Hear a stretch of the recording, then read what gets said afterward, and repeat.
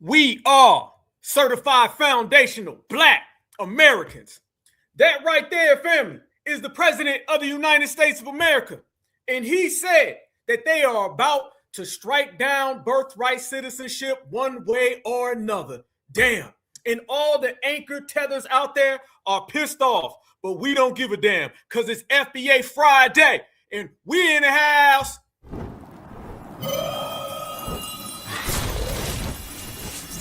Black Alpha Network. Home of Black Excellence. Power to the people.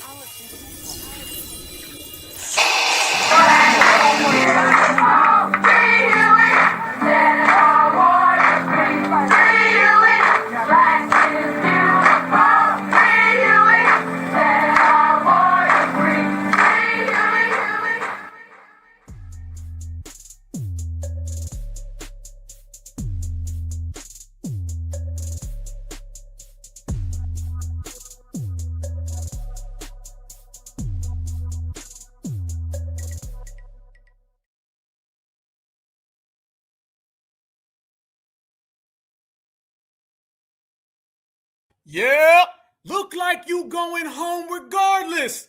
Looks like your children going home regardless. And looks like Team Non-Deportable still runs the yard. Certified salute. I am Black Alpha. This is the Certified 100, #1 chat, livest chat on the planet, bar none. And they representing stand up. I see Dallas is in here, Denver's in here, Virginia, Baltimore, stand up, the boogie down. I see you already. Atlanta, South Carolina's in here, Alabama, represent. I love y'all. Let's go to work, fam. 100%. Another Baltimore's in the building. Virginia, North Carolina, two times. Montgomery, Alabama, Kansas City, Mo, KC Mo all day, Philly, Charlotte. I see Charleston. I see Columbia. I see Boston. I see Arkansas. I see Chicago. Inglewood, always up to good. Watts, West, y'all in the building. Memphis, Chicago, Detroit, Ohio, Pittsburgh a couple times. Philly, run it back. New Orleans, what's happening, baby? Let's go to work. Family, remember when Donald Trump said they was going to go around the Supreme Court decision one way or another? Remember when all the tethers was on social media saying, ha, we get to stay? Remember when we were saying, y'all all about to catch wreck and it's about to be bad for you? Because foundational Black Americans are always right. Foundational Black Americans are exceptional. And foundational Black Americans know if your ass comes here unlawfully, your ass got to leave. And Donald Trump today came out and he stated even further from what he said yesterday. He said the Supreme Court doesn't exist. He said 14th Amendment is for the babies of slaves, foundational Black Americans. And then he also said, we're going to add them up and we're going to subtract them. Anybody who comes here unlawfully, anybody who comes here with birth tourism, if you have a baby behind a Motel 6, if you are part of a foreign government, you work for an embassy, you are an invader. And an invader got to go and the kids got to go and we got the receipts for the show. Certified. Let's go to the block. Family, this is what we're talking about right here. It all is crashing down on the tethers and they up out of here. President Trump is trying a new way to restrict birthright citizenship and crack down on so-called birth tourism by denying visas to some pregnant women. Very big crackdowns, and this will give us the right to do it in a much more forceful manner. In June, the Supreme Court narrowly shot down the president's previous attempt to deny automatic citizenship to children of non-citizens born in the U.S., ruling the broader executive order he signed at the beginning of his second term was unconstitutional because it violated the 14th Amendment. It was close, but a very, very unfortunate decision. So we're making adjustments because it's very unfair. These new executive orders are more narrow, including applying to children born of foreign diplomatic staff working on behalf of another government while in the U.S., children of people who belong to federally declared terrorist groups, and children born of mothers who enter the U.S. solely for the purpose of having a child on U.S. soil. Stop. Family, listen to the language. Listen, they can apply that to anybody. Fam, they are about to enforce this any which damn way they want to. He done went around the Supreme Court, fam. He done went around the Supreme Court with a stroke of the pen, okay? He done said, we are going to send you home. We're going to enforce this however the hell we choose to, and there ain't a damn thing anybody can do about it. Children born of mothers who enter the U.S. solely for the purpose of having a child on U.S. soil, known as birth tourism. Fam, basically, translation, they can just say that that's what people are doing. They can just say, hey, you, Miss Julio. Hey, you, Miss Mutombo. Mrs. Lucy Lou, I see your ass too. All of y'all came over here to have that baby, so y'all got to go. Fam, y'all know how we say, there's more than one way to skin a cat, and there's more than one way to send a tether back. Let's go.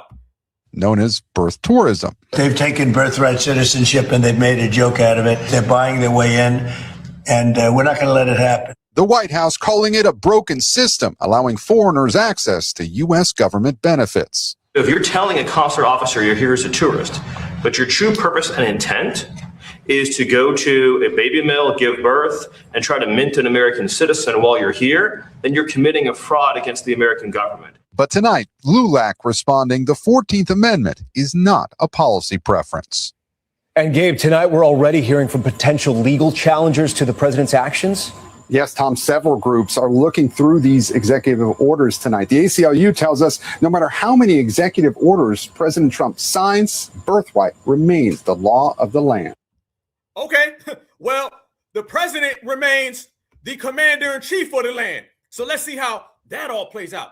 See, they got to go and talk about the law. He's out there literally writing things, okay? And family, I want you to think about what they've done. They didn't come up with something new. They've been using things that are already in existence, in which we're going to break down today, okay? Fam, this is what we've been saying. I want everybody to fast track, okay? And I want you to remind yourself on everything that we talked about. Fam, let's go back. We sat here, all of y'all, because y'all the number one chat on the planet. Y'all break all the news, all the stories, all the headlines. Who need the new black media when you got this certified chat right here, okay? That is the media. And let me tell y'all what y'all said. Y'all said that this birthright citizenship stuff was not going to stand for the illegal immigrants. Y'all said Donald Trump was going to find a way around it. Y'all said that he was going to use things that were already in place to enforce the law. But damn it, as of yesterday, he did every single thing that we all sat here and talked about. Family, they're pulling out the Alien Enemies Act. Do you guys remember that? You don't really hear about the Alien Enemies Act no more. That was something that got talked about in terms of deportation. And you heard about a lot of that when it came to the campaign trail. Well, family, he's instituting that. So when he said we got a way around it, he meant they got a way around it. And let me tell you something, fam. If he got a way around it, that means they ain't got no way around him. Think about every single tether that's ran their mouth, every single foreigner that uses white supremacist talking points against foundational black Americans, every dusty, rusty, and always musty who wants to come over here and drop a baby off and say they just like us. Fam, while they asses wasn't listening, we was paying attention, and we knew this was going to happen. Remember this just 1 month ago when he said we going to go around the Supreme Court? Here you go. It's the most important, and we want some others too. It was the most important decision of all of them, I think. But we'll take care of the birthright citizenship because that was not meant for rich people from other countries. That was meant for, actually, it was meant for the babies of slaves. If you look at it, it was a month after the Civil War ended that it went through. That's because it was meant for the babies of slaves. It wasn't meant for rich people from China. They came over in Gulf Streams. It was meant for the babies of slaves. So I believe, no, I know they got it wrong, but that's okay because they gave us something that nobody thought. But they also gave us something in one of the sessions a year ago. It was called merit. Our country now is based again on merit. Family, y'all know supremacy like I know supremacy. See, let me tell y'all what all of the illegals heard. They heard, oh, we get to stay, brother. Oh, man, we get to stay. Or I have a baby behind a Motel 6 or a Red Lobster in an alley. I didn't hear none of that. Family, I heard him dropping all types of supremacist whistles. I heard him dropping all types of little backdoor, backhanded statements. Y'all heard it, fam? Tell me right now. Put a 100 in the chat. Did y'all hear what he was really saying? Wasn't he really saying F the Supreme Court? If I say so, they got to go. Did he not say I'm MAGA and I said so?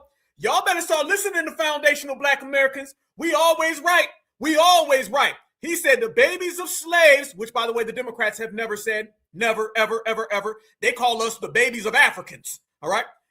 This right here is a president saying what he was going to do. They didn't want to listen. We did. For the babies of slaves, if you look at it, it was a month after the Civil War ended that it went through. That's because it was meant for the babies of slaves. It wasn't. Oh, damn. Meant for rich people from China. They came over in Gulf Streams. It was meant for the babies of slaves. So checkmate, fam. Let's go ahead and fast forward this thing to just yesterday. This is them in the White House breaking down how they're going to go around the Supreme Court decision, and they're going to implement the 14th Amendment the way that it's always been made, which is for us. Watch. Had a very unfortunate decision in the Supreme Court concerning birthright. It was close, but a very, very unfortunate decision.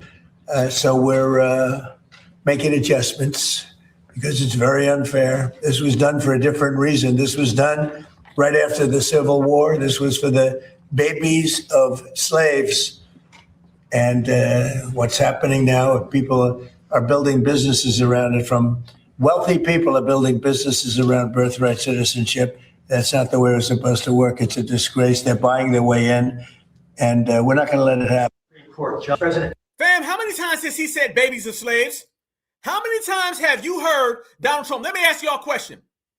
Compare Donald Trump saying the babies of slaves in the 14th Amendment to all of the Democratic Party. I'm not talking about all of MAGA.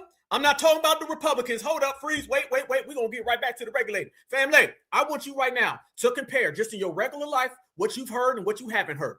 Compare how many times you've heard Donald Trump say the babies of slaves.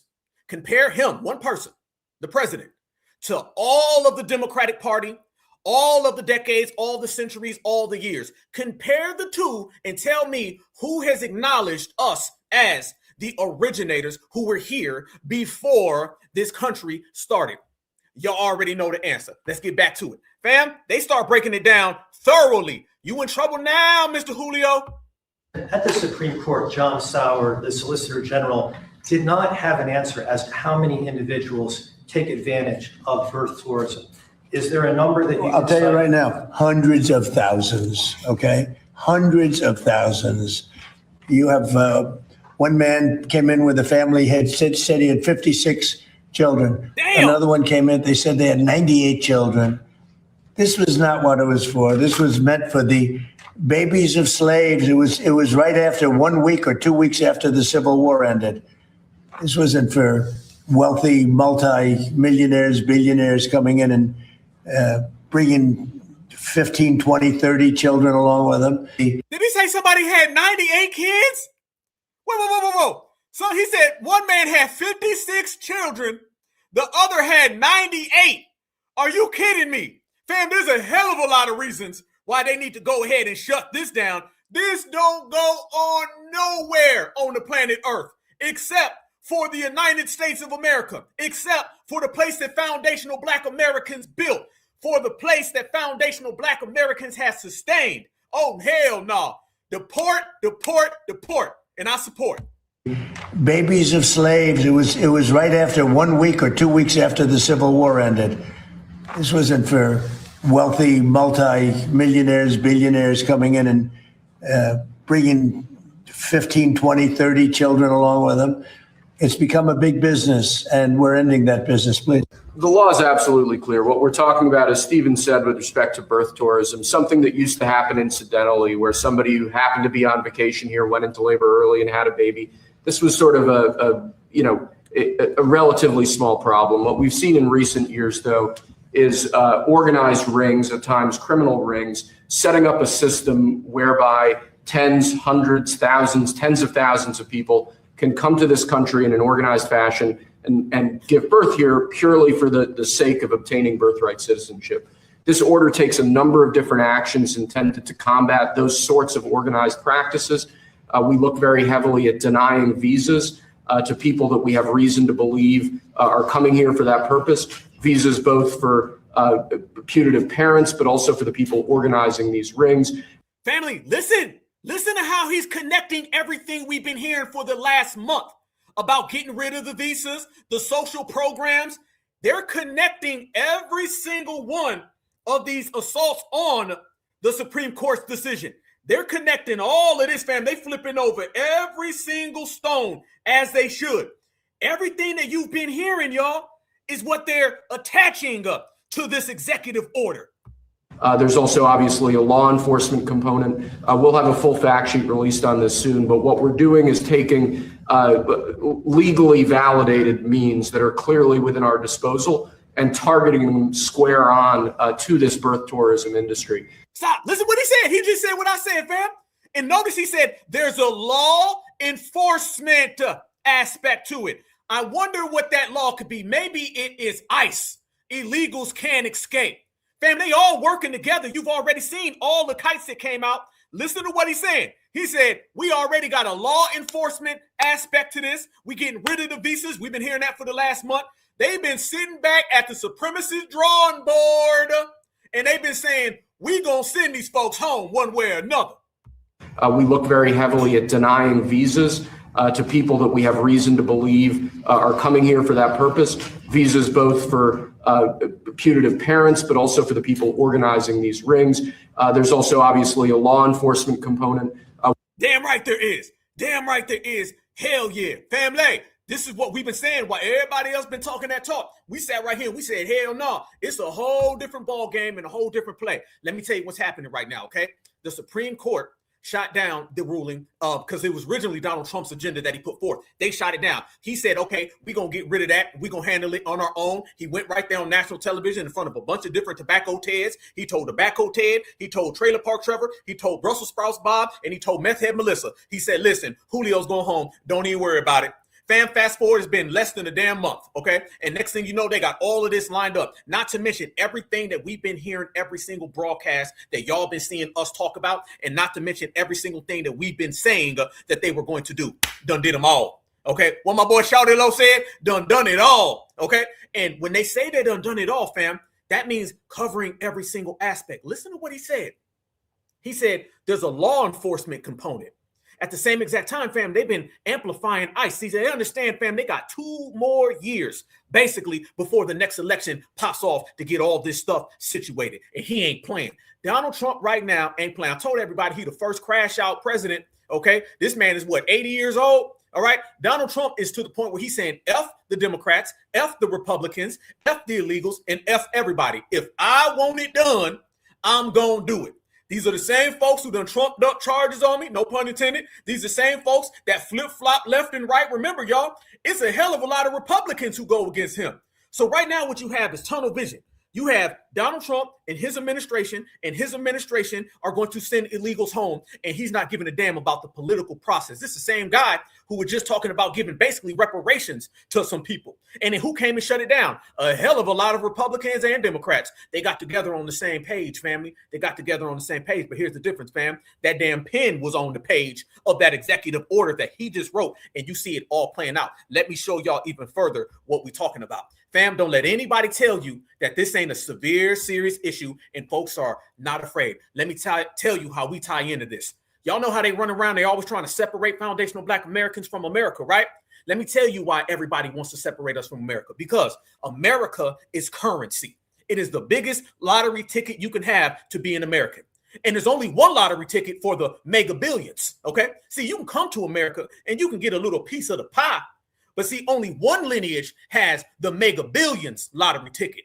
The people who built it, and that be us. And family, the birthright citizenship stuff has everybody so MF and spooked all across the world right now. They're talking about that Donald Trump executive order that he just signed. Why? It's because they understand that them coming over here and replacing Black Americans is getting further and further away. And then when you add a little bit of delineation and regulate to it, it's definitely got their asses scared. Listen to how many different accents you hear about people talking about your citizenship. Don't let nobody tell you that foundational Black Americans aren't the original OGs of America, because everybody's talking about America.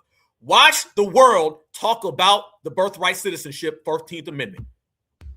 n'aura pas la nationalité américaine. เรื่อง Birthright Citizenship ยังไม่จบนะทุกคนนึกว่าจบไปแล้วนะคือหลังจากที่ศาลสูงสุดนะคะศาลฎีกาเนี่ยตัดสิน ยกเลิกคำสั่งของทรัมป์นะคะก็คือตัดสินให้เขาแพ้ไปนะคะ በአሜሪካ ገብቶ መውለድ አከተመ። የትራምፕ አስተዳደር በነፍሰ ጡሮች ላይ ጥብቅ እርምጃ ጀመረ። America के president Donald Trump ने birthright citizenship को लेके 2 new executive orders What? Fam, what is this? We are the world. We are the fleers. God damn. This is the United Nations. All they doing is talking about us. They talking about America. Family, if birthright citizenship isn't a big subject, how come all these people with these different accents are talking about it? Family, if birth tourism isn't something that they do, then how come all of these different foreigners are so concerned with it? They're not even talking about their own stuff, fam. Look, you got Mr. Mutombo right here. You got Lucy Liu right there. You got Mr. Airhead right there. And I don't even know what the hell she is. But listen to all these accents talking about birth tourism. Maybe it's because they've all been utilizing it. New executive orders sign किए। अब इन executive orders में exactly कहा क्या गया है मैं simple language में समझाती हूँ। تحياتي لكم جميعا.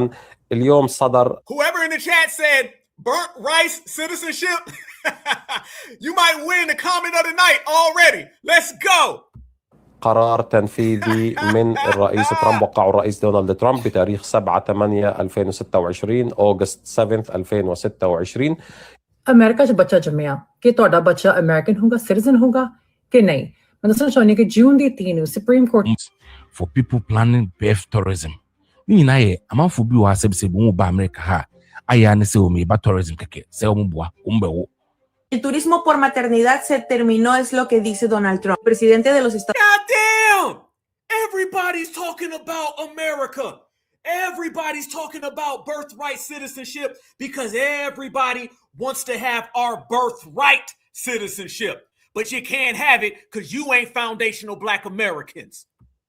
Estados Unidos acaba de firmar 2 nuevas órdenes enfocadas en la inmigración y en el turismo por maternidad. Dün Amerika'da 150 yıllık bir tartışma sona erdi. Amerika'da doğan çocuk artık kesin olarak Amerikan vatandaşı. Önce kısa bir tarih, bu hak iç savaştan sonra. ¿Tuviste un hijo en los Estados Unidos hace 10, 15 o hasta 20 años? Pon mucha atención porque tu visa podría ser revisada la próxima vez que intentes cruzar la frontera. US president has just signed 2 orders targeting birthright. God, is that Kamala Harris? Damn! Where you been, Kamala? I ain't seen you since Savannah when I checked you and you put your microphone down. It was like, that black man is too damn certified for me. Yeah, goddamn right, I'm too certified. Too handsome, too. Yeah, Kamala Harris done showed up, fam. Damn, there you be. I was wondering where you was, Camilla. You know what I'm saying? I was just, wondering because I ain't heard nothing about collard greens in the bathtub. I ain't heard nothing about that damn dirty ass ring around your tub. I heard you and Doug was in the tub. Don't know what y'all was doing. Damn, fam, even Kamala Harris is upset. This is a crazy, crazy world, man. Stay tuned, baby. Let's go. Targeting birthright citizenship and what his administration calls birth tourism. Birthright citizenship isn't revoked, okay? I need all of us to calm down. I hate the fact that we have to come online and oversimplify all these updates from. I hate the fact that you think you fooling somebody with that dusty ass mop you got on your head that you trying to pass off as a wig. You dig? Family, I told you I'm all one, baby. We got the Ali on tonight, baby. We cooking. Let's go. This is what I'm talking about. The whole world is talking about birthright citizenship because everybody wants our foundational Black American citizenship. Everybody wants to, fam. Don't let nobody tell you that being an American is lesser than. See, the Democrats want to separate us from America because they want them people to be Americans because they can get them people to bootlick. You can't have that with FBA. We don't play them games, man. We certify all the time. All we do is give rec and give smoke, and they know that. So since they know that, family, you got everybody talking about it and they're afraid. Family, I'm going to bring it back and double it all the way up. Let me show y'all exactly why these people are so afraid. You notice when Donald Trump and his administration were talking about basically ending all of this, the people that were the most afraid were the people that were the most affected. You notice that, fam? And the people who didn't give a damn were the people who were not affected. Us. Family, let me show y'all how certified we are, and let me tell y'all how thorough they're getting with this damn law. Watch Stephen Miller, who, by the way, be sounding like he's doing Mayo delineation. Watch him talk about what they're going to use to implement this. Watch. Organizing these rings. There's also obviously a law enforcement component. on to this birth tourism industry. There's absolutely nothing in here that runs afoul of any of the Supreme Court's opinions on the subject. This is frankly, it's action that's overdue. And I'm thankful that President Trump is finally taking decisive action to combat this issue of birth tourism now that it's been queued up in the way that it has as a result of the Supreme Court. Yes, for those of you who want to do your research on this, Section 215A of the Immigration and Nationality Act gives the president this authority. Section 215A of the Immigration and Nationality Act. They ain't making nothing up. Oh, you in trouble, Mr. Illegal. You thought you won, Mr. Illegal. You thought when the Supreme Court said that they were going to strike down Donald Trump, he wasn't going to spin the block. He done spun the block, and now they running your ass off the block. And you're about to get deported to a third world country. Section 215A of the Immigration and Nationality Act thereby gives Donald Trump every single reason to implement his executive order to send their asses home with their damn kids. Do your research on this, Section 215A of the Immigration and Nationality Act gives the president this authority. 215A of the Immigration and Nationality Act. Very rarely used, probably one of the strongest laws in the entire federal code, gives him this power. And that's not the only, but it's the main statutory authority that's being used in this order. So birth tourism is by definition a fraud on the American system, on the American taxpayer, on the American visa. If you're coming here, and again, your stated purpose is that you're a tourist, then by definition, you are here to come for a few weeks, look at what we have, engage in commerce, and leave. So if you're telling a consular officer you're here as a tourist, but your true purpose and intent is to go to a baby mill, give birth, and try to mint an American citizen while you're here, then you're committing a fraud against the American government. Damn! You committing a fraud against the American government, and I don't think people gonna like that too damn much. But family, since I'm Black Alpha #1 activist, and since we in here and we live and we rocking heavy, let's go ahead and talk about this act. Let's go ahead and talk about the numbers, and let's go ahead and show the audience what exactly it is. Section 215 of the Immigration and Nationality Act, officially titled Travel Control of Citizens and Aliens, whether your ass be from Mars or from Mexico. Yep. Sets forth the following restrictions and prohibit us, basically prohibiting people from coming, but stopping anybody from thinking about coming. Let's put the fine detail in here, family. Look at your screen right here, fam. This is exactly what they're saying. It's unlawful for any person knowingly to furnish, accept, or to furnish or assist in furnishing to another a permit or evidence of permission to depart or enter that was not issued, designed for a person's use. It's unlawful for any person knowingly to use or attempt to use any permit or evidence of permission to depart for enter that was not issued to design for their own use as well. Look at this next one, family. Here we go, even furthermore. Check this one out. It is very, very, very, very unlawful, unless otherwise ordered by the President of the United States. It is unlawful for any alien to depart from or enter or attempt to depart from or enter the United States except under reasonable rules, regulations, regulating, orders, limitations, exceptions, basically written and pushed forth by the President of the United States. It is unlawful for any person to transport or attempt to transport from or into the United States another person with the knowledge or reasonable cause to believe that their departure or entry is forbidden by this section. Family, they got this all locked down. I don't see how they're going to be able to go around any of this.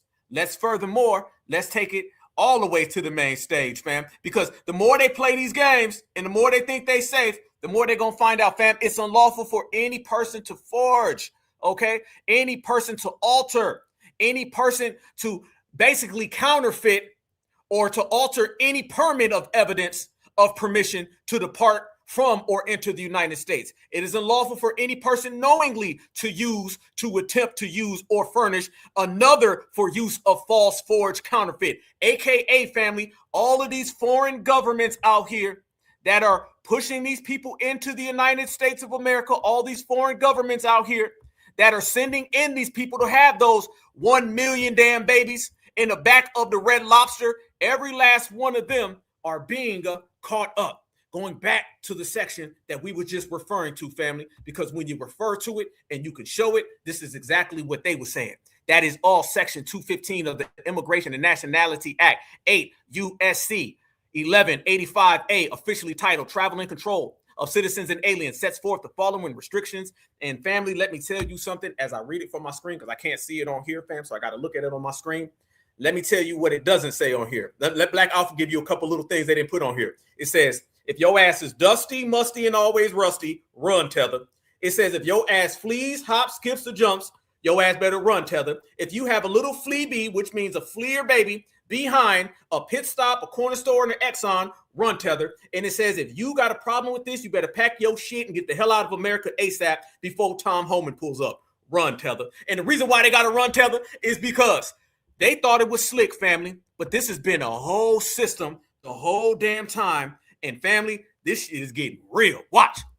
Analysis from Pew Research shows following a 40% drop from 2006 to 2016, a rapid rise in the number of births to unauthorized mothers in the United States from 2019 to 2023, which means about 9% of all 3.6 million babies born that year were to unauthorized immigrant mothers or those with temporary legal status. That many people are making the effort specifically to come here to time the birth of their child to have a U.S. citizen. They can vote in U.S. elections.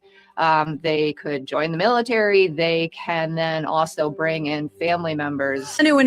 Very first time, internal DHS data reveals the U.S. cities that hundreds of thousands of Cuban, Haitian, Nicaraguan, and Venezuelan migrants have flown into via a controversial mass parole program created by the Biden administration. The DHS data was obtained via subpoena by the House Homeland Security Committee, which provided it exclusively to Fox News. The data reveals that from January through August 2023, about 200,000 migrants flew into the U.S. via the Biden parole program.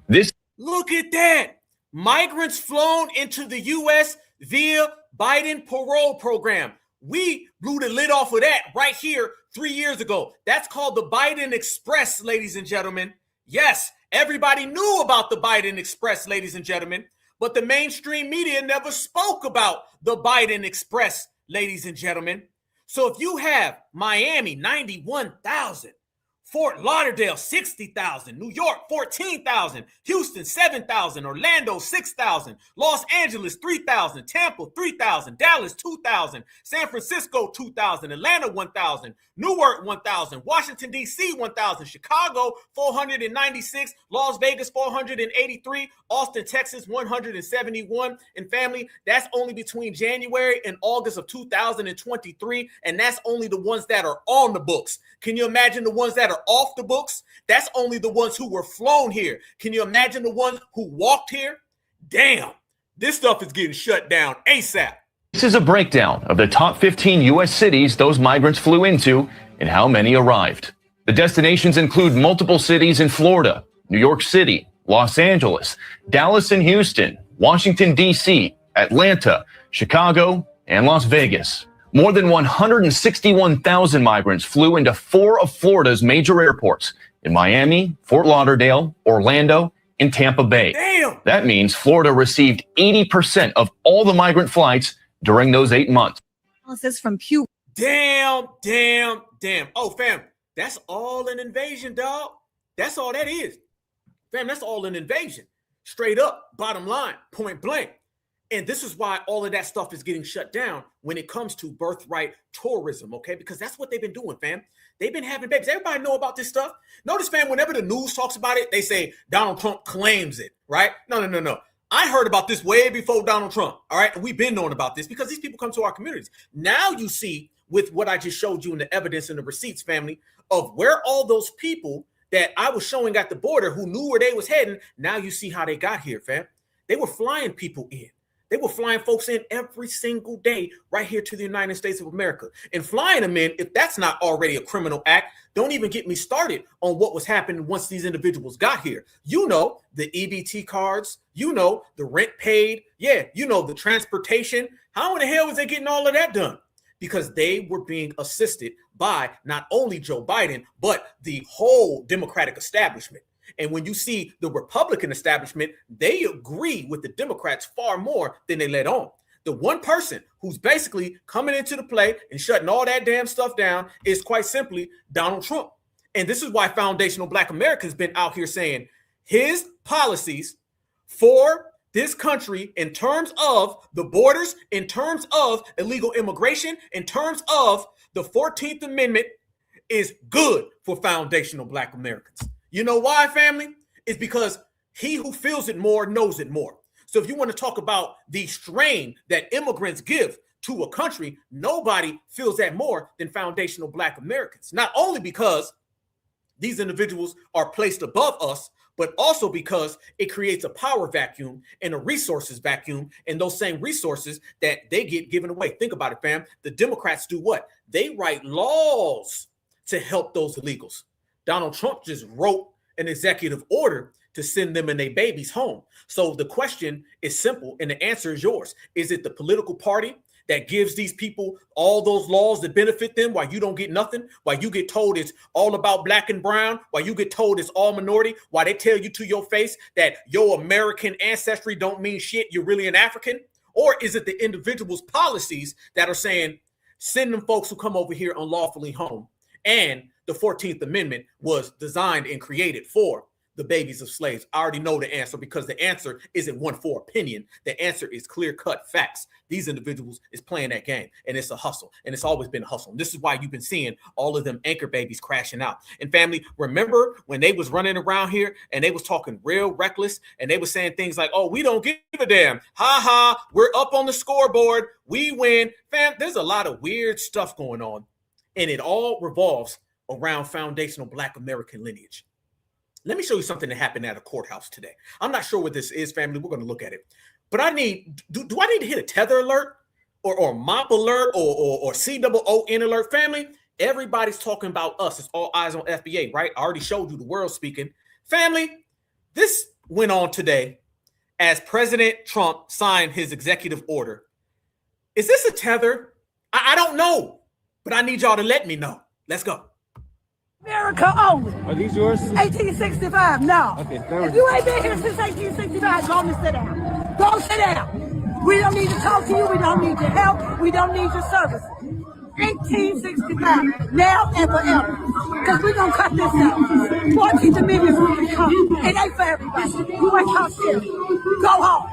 Go home. Everybody, go home. Who is the everybody? You know, because you ain't from here. You ain't. If you can't do what I got, paperwork, just stay here. Go back where you came from. That includes you too. Hey, I am legal here, man. I don't care about legal or illegal. Denaturalization can happen. Yes, I understand. Go home. Go. Ain't no white supremacy. American supremacy. Ain't no white supremacy. American supremacy. And by the way, I know the video's old. I mean, it is snowing outside. I know it don't snow in August. Okay. But I'm showing you this because I'm about to show you something else about how all these people is showing their ass about our lineage. I know it don't snow in August. I understand that. But family, this is very strange. Very, very, very strange, family. This is very, very strange. Y'all let me know something. American and if you don't know what an American is, now I don't know what to say. Because I know this one. Looking like that ain't no American. The original picture look like me. Sick of y'all too cold out here. Go the hell home. America only. Some people say that's each other. Some people say she's us. But I'm going to tell you right now, us or not, I don't do the ain't no white supremacy. I'm going to tell you that today. And if anybody does that, that's on you. I don't do that. I'm going to tell you that right now. Okay, don't get it tangled, twisted, or effed up, family. These folks are still on supremacist time, and we ain't on that time. No. We're not going Republican, Democrat our way on that one. Ain't happening, fam. But it's still very strange. The original picture look like me. Sick of y'all too cold out here. Go the hell home. America only. Are these yours? 1865, no. Okay, if you ain't been here since 1865, go on and sit down. Go sit down. We don't need to talk to you. We don't need your help. We don't need your services. 1865, now and forever. Because we're going to cut this conversation can happen. Yes, I understand. Go home. Go. Ain't no white supremacy. American supremacy. I didn't. That ain't me. I had to jump off that one, family. Yeah, I had to jump off that one. I don't do that. I don't do that, family. Okay. All right. Good. All right. Yeah, I don't do that. Okay, so I'm seeing a bunch of different people are saying a bunch of different places where this individual may be from. But let me tell you where I ain't going to. Family, this is still about the system of supremacy. Let me make this crystal clear right now. Okay, because what people love to do, they like to see one of these political parties say something that they agree with, and then they just want to. Somebody earlier said Trump can come to the barbecue. No, he can't. Okay, the barbecue ain't getting no invites. All right, no, the cookout ain't getting it. The family reunion ain't getting it. Nobody's getting it. Okay, what foundational Black Americans are going to do is we're going to sit back right over here and we're going to watch all of this stuff play out while they're saying it ain't no white supremacy. It's just American supremacy. I'm not an American supremacist. Okay, I'm just a foundational Black American. Remember that, fam. And this is why you got to keep folks on deck. You got to keep people locked in because folks start kind of, oh, I like what he said. Oh, what he said is good. I agrees with him now. He come on in now. Ain't nobody coming on in, family. But let me tell you what I am talking about. See, what we're doing, fam, we're not running around here taking this conversation about illegals and turning it into there ain't no supremacy. That's why I had to show you all that video. Because when we out here standing on business, fam, we standing on business as what? As certified regulators. Certified regulators, family. This is what we standing on. Certified all the damn time. And we're not going to tangle it up. We ain't going to twist it up. We're going to keep it exactly what I just said it is. Why? It's because the moment you start jumping for joy is the moment that stuff flips on you. It's all about playing chess, fam. And you got to be smooth, fam. And you got to do what you do, fam. Make sure everybody understands that. Because that's the type of time we on. And you also got to watch because you might have different people from different lineages. And, you know, they might start coming out here with these love letters of I love Black Americans. And maybe their agenda isn't a pure agenda. Maybe they're just trying to fool us so they can take our lineage, heritage, and culture and run with it somewhere else. I showed y'all that video to show y'all this video. The next one I'm going to show y'all is somebody else speaking about foundational Black Americans and speaking about being from Africa and saying that we adopted them. Family, you got to be cautious of the people who now are saying that they've been adopted by foundational Black Americans. That's going to be the new trend that you're going to start seeing pop up. Folks are going to say, I'm FBA by way of adoption. Yes. See, fam, we done shut the door on all the other elements for people to try to come and get inside. So now it's very essential that people start popping up and saying, well, you know, I was adopted by y'all. So technically I'm a family member. Let me show y'all what I'm talking about. Family, I need y'all to tell me, is this a love letter? Or is this trying to sneak in? I'm African, born and raised. I'm from Algeria, North Africa. And I've had friends and clients often ask me, would you go back home? I moved here in 2017, and no, I wouldn't go back home because the mindset is very different. And I was raised by my parents in a very, I would say, European way, in a sense. So there's a lot of things about my country's mindset that don't really mesh with me. Not that they're bad or anything. It's just that it's just I was raised differently by my parents. But I have sisters. Both my sisters live in Paris, and I go to Paris pretty often. And I also get the question, would you go live in France? So I travel throughout Europe, and I can say that by far, the United States is the worst country to live in amongst the Western world, the civilized world, first world. Healthcare is horrible. It's a violent country. It's conservative in the worst way, but at the same time, liberal in the worst way, where capitalism and gain and money prime over human lives, especially in this time with this administration being so evil towards people like me. This administration, fam, that's Democrat talk. When you start hearing that this administration is so evil, I never seen bad things until this immigration situation came up and Trump's did it. I don't know, dog. But I wouldn't leave because there's this wonderful thing about the United States where I was telling a client this morning, your crazy is not judged. It is the country where I feel like myself the most, probably because I have my home here and I have, everything is familiar now. But even when I go to Paris, I see how being kind of a weird person, I cannot fully be myself. You can be in the United States and start dancing in the middle of the street and people are just going to look at you real quick and move on. That is not something that you see in other countries. The freedom of speech that you guys have, that can be very bad when it comes to people considering that their racism or other types of discrimination are normal. It's just freedom of speech. That is not something that I appreciate, but that is just the bad face of a very good concept, which is you are literally free to say. Black Americans, y'all buying this? Fam, y'all buying this one right here? Do y'all believe this individual is downs with us? Or do you feel this individual is trying to cosplay us, trying to infiltrate us? Which one is it, y'all? Because this person said they adopted by FBA. Say whatever the hell you want to say. And that's what I like about this country. But above all, I live in Jackson, Mississippi, where the population is 85% African American. And the magic of African American, here we go. African American people, being around African American people is what made me stay despite this administration. The resilience that African Americans had to gain for the worst reasons, unfortunately, but they did gain it, that gave birth to all the art, the fashion, the sense of humor, the wit, the style, the swag, the storytelling, the creativity. Oh my God. That's what makes me stay. Boy, this thing just going down the list, ain't they? This is your hair, your style, I like your shoes, the way you is on the weekend. I like the way you cook your food. Fam, this sounds like somebody who just sat there and seen everything we doing and is trying to appeal to us. Remember that, fam. Some folks is out there trying to appeal to us so they can steal from us. In the United States, Black Americans, they fully adopted me. I can say that not once did an African American make me feel like I was not from here. They were always very inclusive. Black Americans, they fully adopted me. Adopted me. I can say that not once did an African American make me feel like I was not from here. They were always very inclusive, very likely because I'm also super interested in the culture. And I cannot say the same about the white counterparts. But yeah, that's why I'm here and that's why I'm not leaving. I would probably not want to die here, not want to get old here because of how the system treats. How many of y'all believe this person was adopted by Black Americans? None? Exactly. The elderly. I'll probably move once I'm not able to take care of myself. But for now, yeah, I'm staying. Y'all are whimsical, magical. Thank you for that. What the hell was that?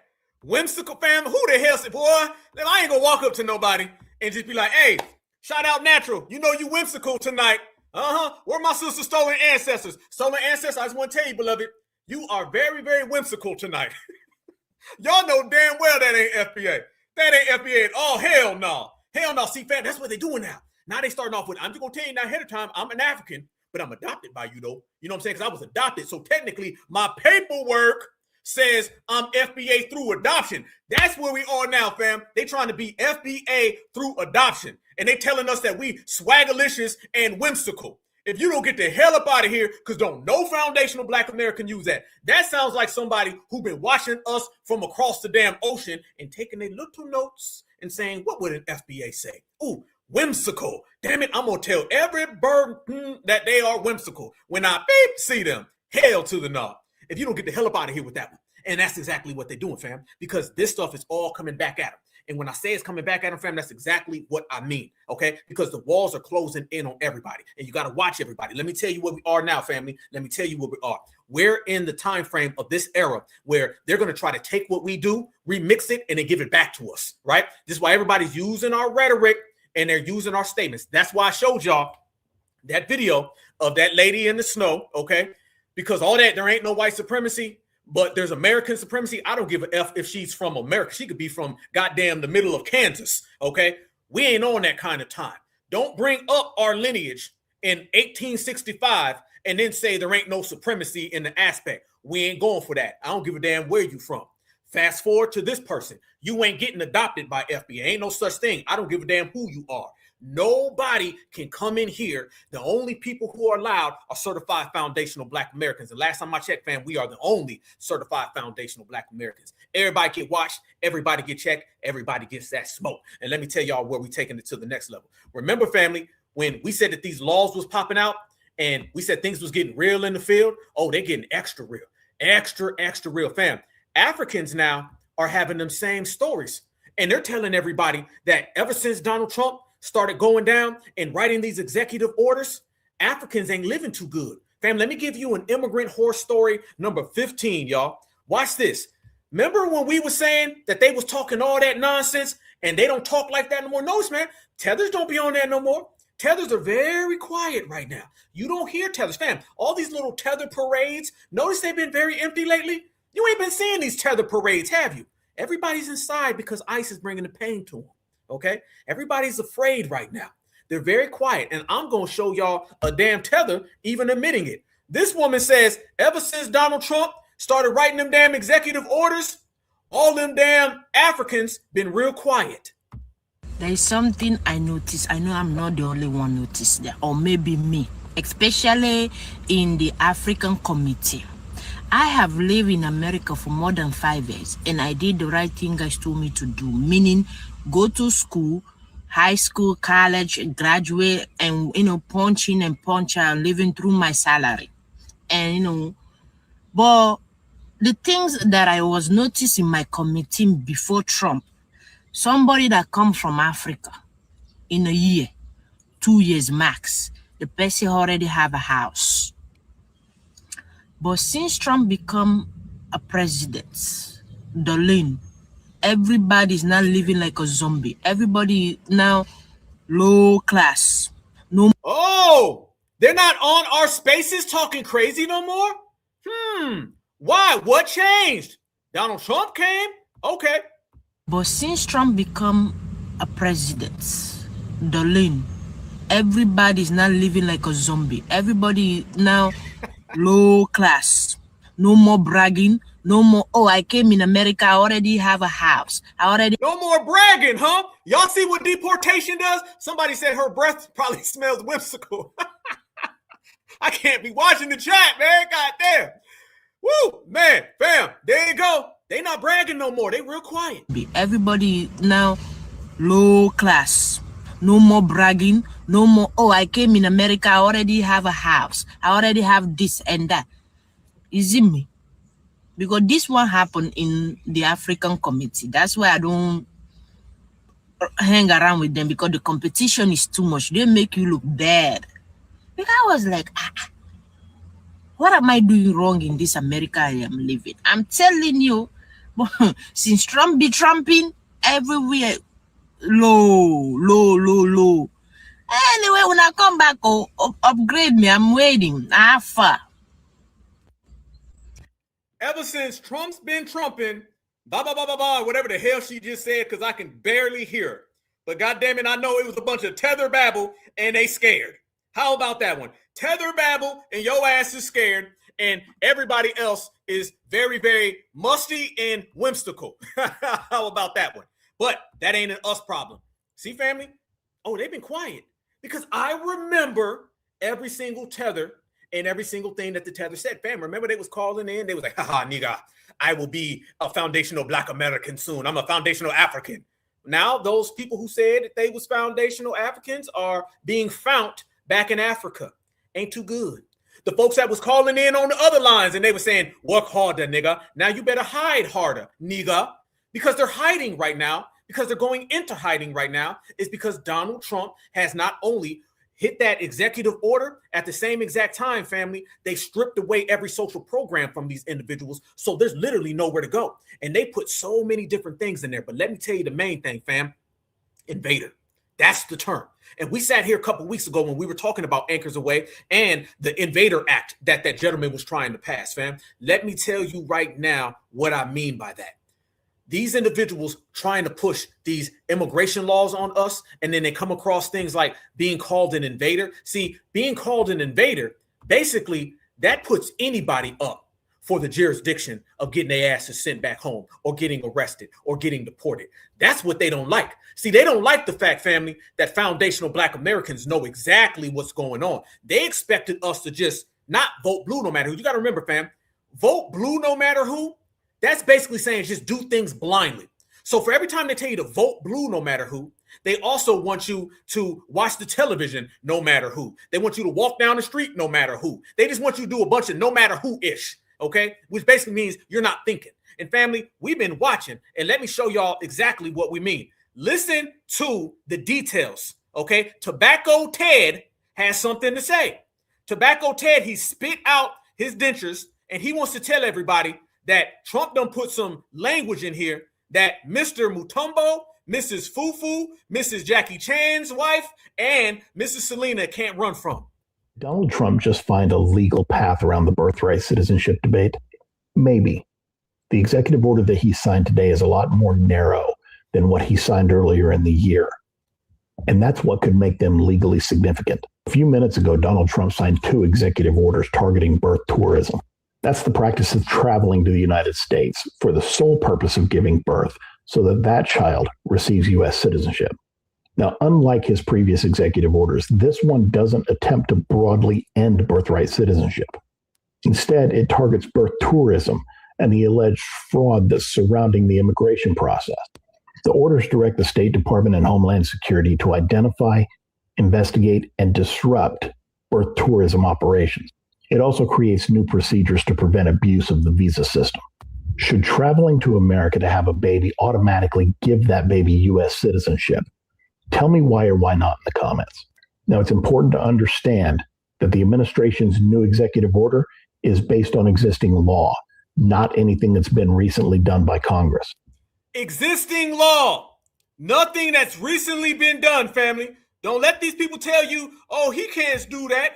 Family, the existing law is what I presented to you earlier. Section 215A of the Immigration and Nationality Act. Family, that all ties into the Alien Enemies Act, which all ties into deportation, which all ties into you getting tied up and sent back to your ruins of a country. It all falls under the Immigration and Nationalities Act. It says that foreign nationals who misrepresent the purpose of their travel to obtain a visa can be found inadmissible for fraud or willful misrepresentation. The State Department has also directed consulars to deny B1 and B2 visas if the sole purpose of travel to the United States is to give birth. Now, there are already statutes in place that cover this.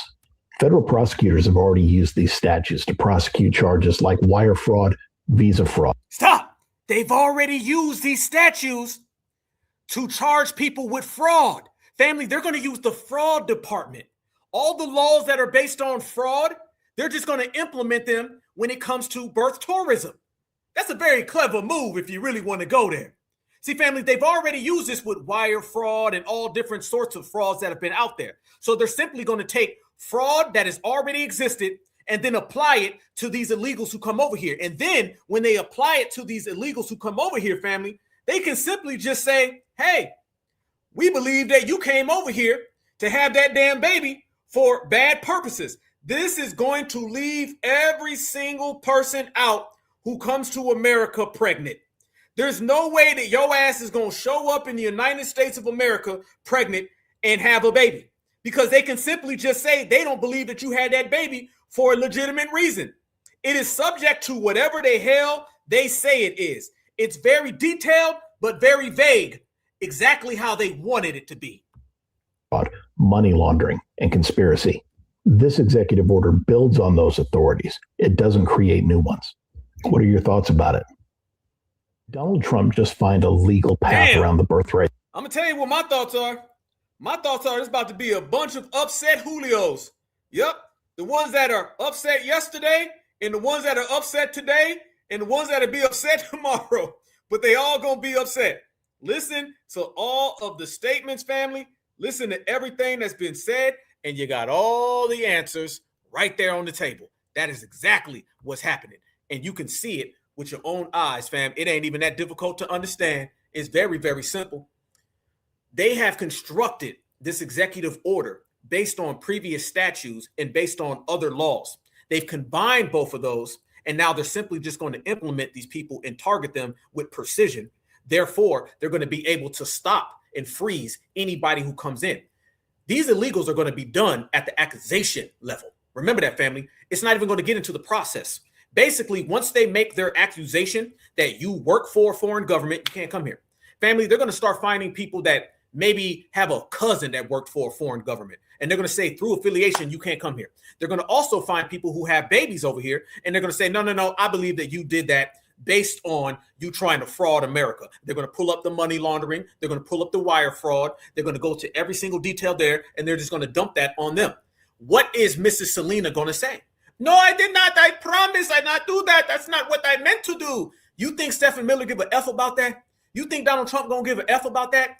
They went around the Supreme Court, fam. They went straight up around the Supreme Court.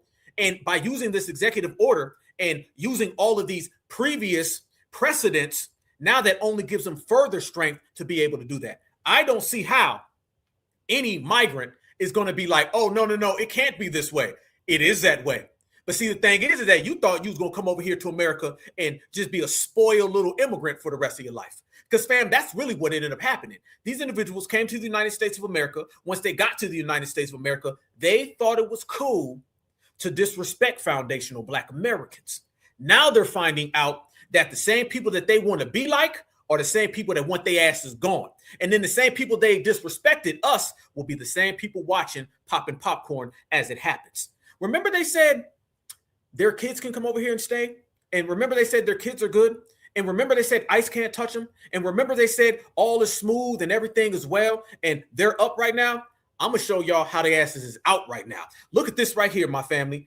Y'all, look at your screen. I'm going to show y'all that when I tell you these people are getting deported, when I tell you that these folks got ICE on speed dial, when I tell you that these individuals who were talking all that talk about, oh, we're going to be here in America forever, and that ain't going to work, fam, that's exactly what I mean. Watch this, fam.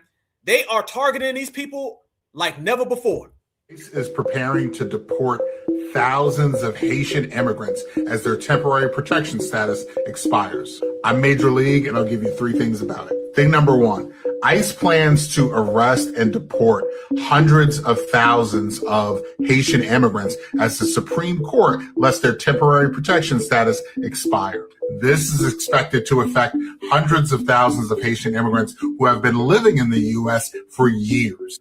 They have been granted protection status because of the ongoing crises in Haiti, gang violence, a collapsed government, and lingering earthquake damage. NPR is reporting that families are bracing for separation as the status lapses in the next few days. This is all part of the broader pattern of attack by the Trump administration on all immigrant communities over the last couple of years. Thing number 2. Temporary protection status exists specifically because it's not safe for these people to send them back to their country of origin. Ending TPS doesn't change the position on the ground in Haiti. It just changes who's protecting them. This just isn't about Haiti. It's part of a broader push to strip protected statuses nationality by nationality. Thing number 2, let's not forget that immigration enforcement and deportation is a for-profit industry. Stop. Isn't it funny, family, that they'll start talking about how immigration enforcement is a for-profit industry, but we've been talking about how the prison system that railroads Black Americans every single day has always been this way, and didn't nobody say a damn thing about it? Oh, we see through it. But family, let me tell you where they're going to have a big damn problem at, okay? Because while they running around here talking all that jazz, and they running around here trying to say it's a for-profit industry, them damn shackles on them ankles ain't the only thing you better be worrying about. No. Because family, all them folks that was, we support Donald Trump. Remember the Haitians, fam? Watch how they talking now. Striking down temporary protected status. That's a humanitarian immigration policy which allowed certain migrant groups to work in the United States. More than 300,000 people from Haiti have just lost that designation. And as our Christian Benavides reports, it could impact nursing care, hotels, restaurants, and more. The Chef Creole restaurant in Miami's Little Haiti neighborhood is typically bustling with customers. Not today. People are scared. Owner Wilkinson Sajor says it's not just the clientele. After 34 years in business, he's lost his entire management team at 7 locations and will likely... What the hell was he cooking? Hold on, fam. Before I get there. What the hell was he... What the hell was they cooking, fam? No. Clientele. After 30... Look, y'all want to go to this restaurant, fam, and get that green-ish? What the hell is in that damn pot, Milk Dud? 34 years in business, he's lost his entire management team at 7 locations and will likely have to shut down 2 stores due to the end of temporary protected status. The end of TPS means for me that my future in the hospitality business is almost going to be non-existent. On Sunday, federal officers made an immigration arrest outside one of his restaurants. I voted for Donald Trump. Oh! What would you say to the president that you... Oh, so you are the Haitian version of I had a vote for the Trump.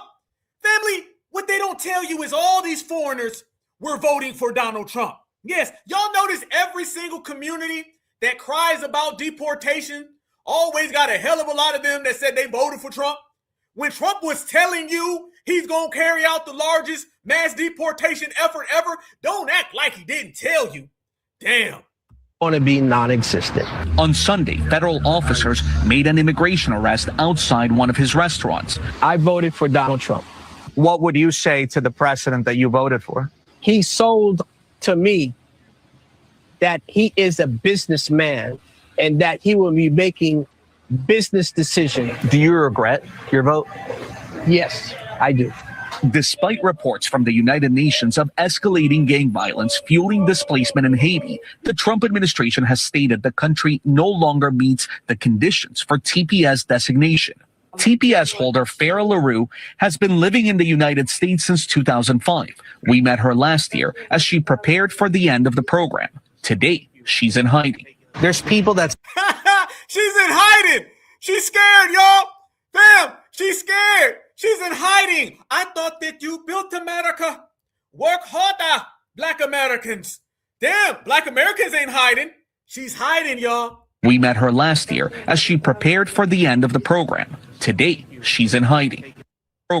Today, she's in hiding. There's people that say, well, temporary protected status is supposed to be temporary. Why are you so focused on temporary and not focusing on protected when the law is about protecting those who cannot go back to their country? Fam, did she just say, why are we so focused on temporary? I don't know. Maybe because that's the first damn word of the law.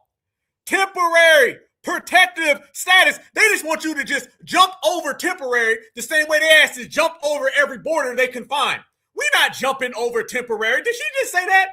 Brothers and sisters, kings and queens, goddess and gods, my family, did this damn tether with that whack-ass job head she got, did she just sit there and say, why so focused on temporary? Why not protected? Why not go home? Why not come out of hiding? Why not comb your hair? Why not put some deodorant on since we why notting?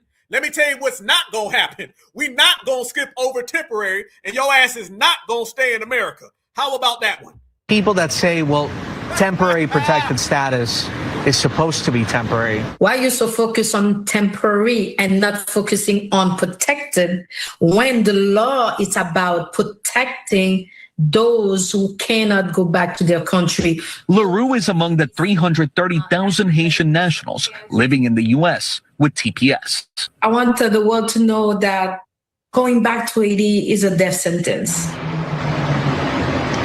In fact, the State Department has a level 4 travel advisory warning Americans not to travel to Haiti.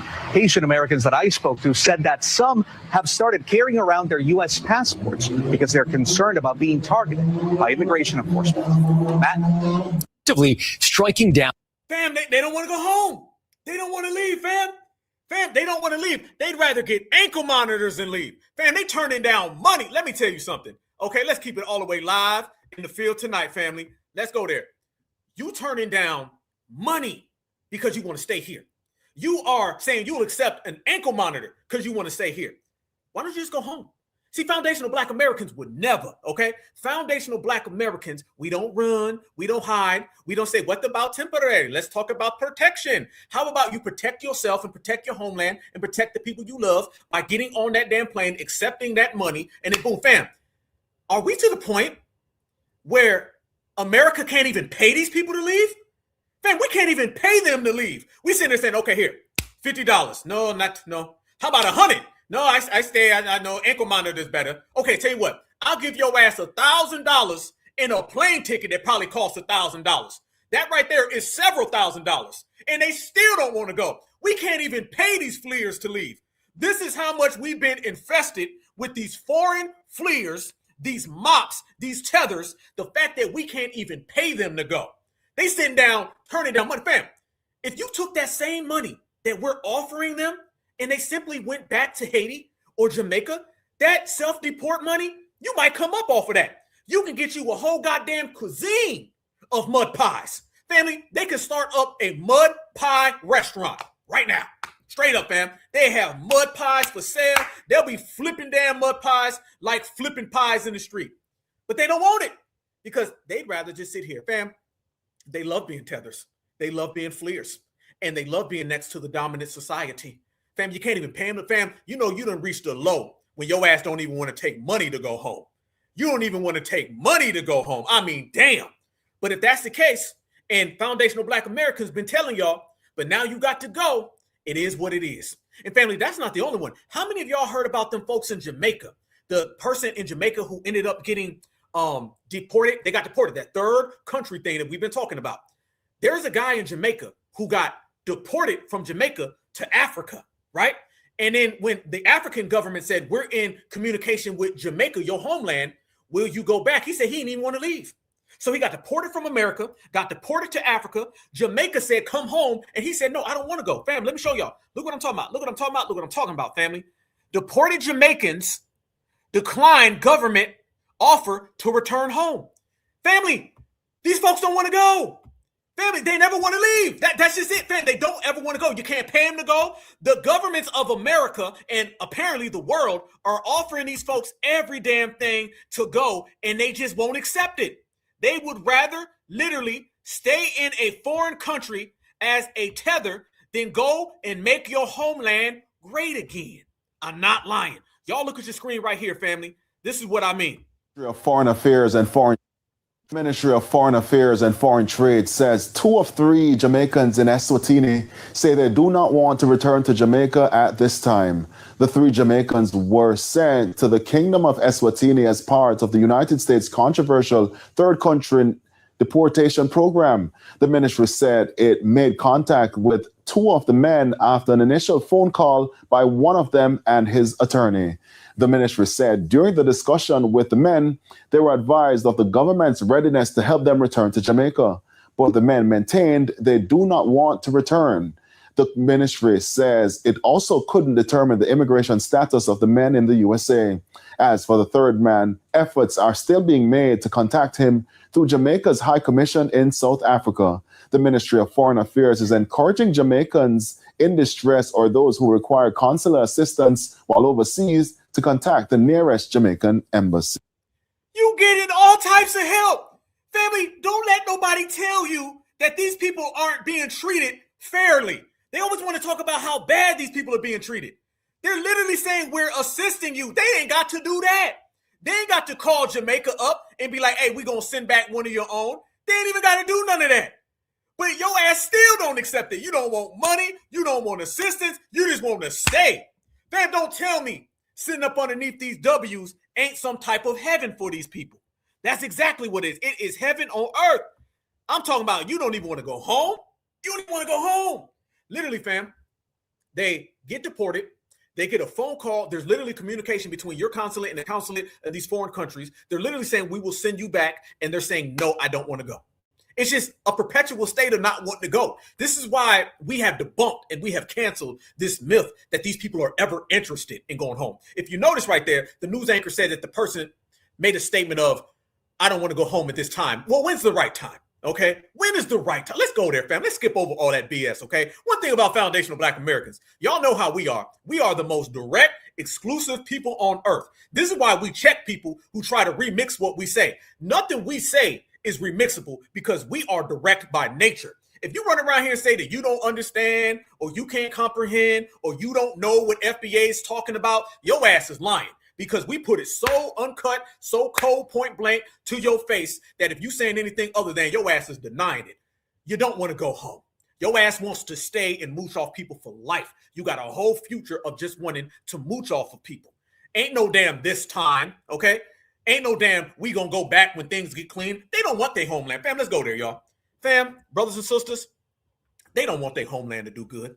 These people want their homeland to stay bad. Why do they want their homeland to stay bad? Because the longer their homelands are down bad, the more they have an excuse to stay in the United States of America or wherever the hell they flee to. I'm here to go ahead and say, fam, let's just get straight to the top. Let's get to the nitty gritty up in here, fam. Migrants, fleers, tethers, hoppers, skippers, jumpers have no interest in ever going home. Okay, I don't give a F what law says temporary on it. You can see by TPS, they sitting there acting like they don't even know what the hell temporary means. They talking around temporary. You literally just seen a mop head ass mop sit there and say, why do we focus on temporary? I don't know, maybe because that's the key component of the damn law. They don't want to go home. They want their homeland to stay as a place that is having a travel ban because they feel that that means that they can stay here forever. Remember, y'all, if their ruins of homelands ever get better, then that means that they would have to go home. So now what they're saying is like, let's just keep it bad forever so we ain't never got to go back to the crib. You see what I'm talking about? And what Donald Trump did, he said, listen, you got to go. And notice they're saying, oh, Donald Trump wants all of these Haitians to go back to Haiti, but yet there's a travel ban on Haiti. That travel ban ain't for y'all. That travel ban's for us. Can I say something, family? Can I rock this? Because I want to clean something up, okay? We got a hell of a lot of people tapped in, 3.5 thousand on a Friday night at Certified Black Society, fam, and we in here floating like a butterfly, stinging like a bee, okay? And they asses got to leave, and they asses better not flee. Let me tell you something, fam.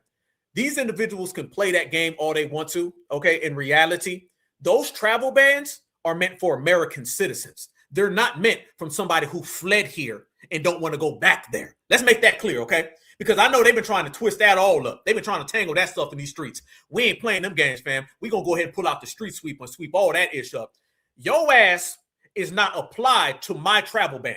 When they tell American citizens not to go to Haiti, not to go to Jamaica, they're not talking about the people from Haiti and from Jamaica who are hiding somewhere in Springfield, Ohio. That need not apply to you, okay? Now, fam, they try to hide behind our 14th Amendment. They try to hide behind TPS. They try to hide behind our laws. They try to hide behind our reparations. And now they're trying to hide behind the travel ban. How you going to hide behind the travel ban, which is banning folks from going to your homeland? Don't worry about my travel ban. Clean up your homeland. Fam, this is the person we was talking about. This MF ain't never going back to Jamaica. Of the 3 Jamaicans departed by the United States to the African nation of Eswatini have reportedly turned down the Jamaican government's offer to bring them back home.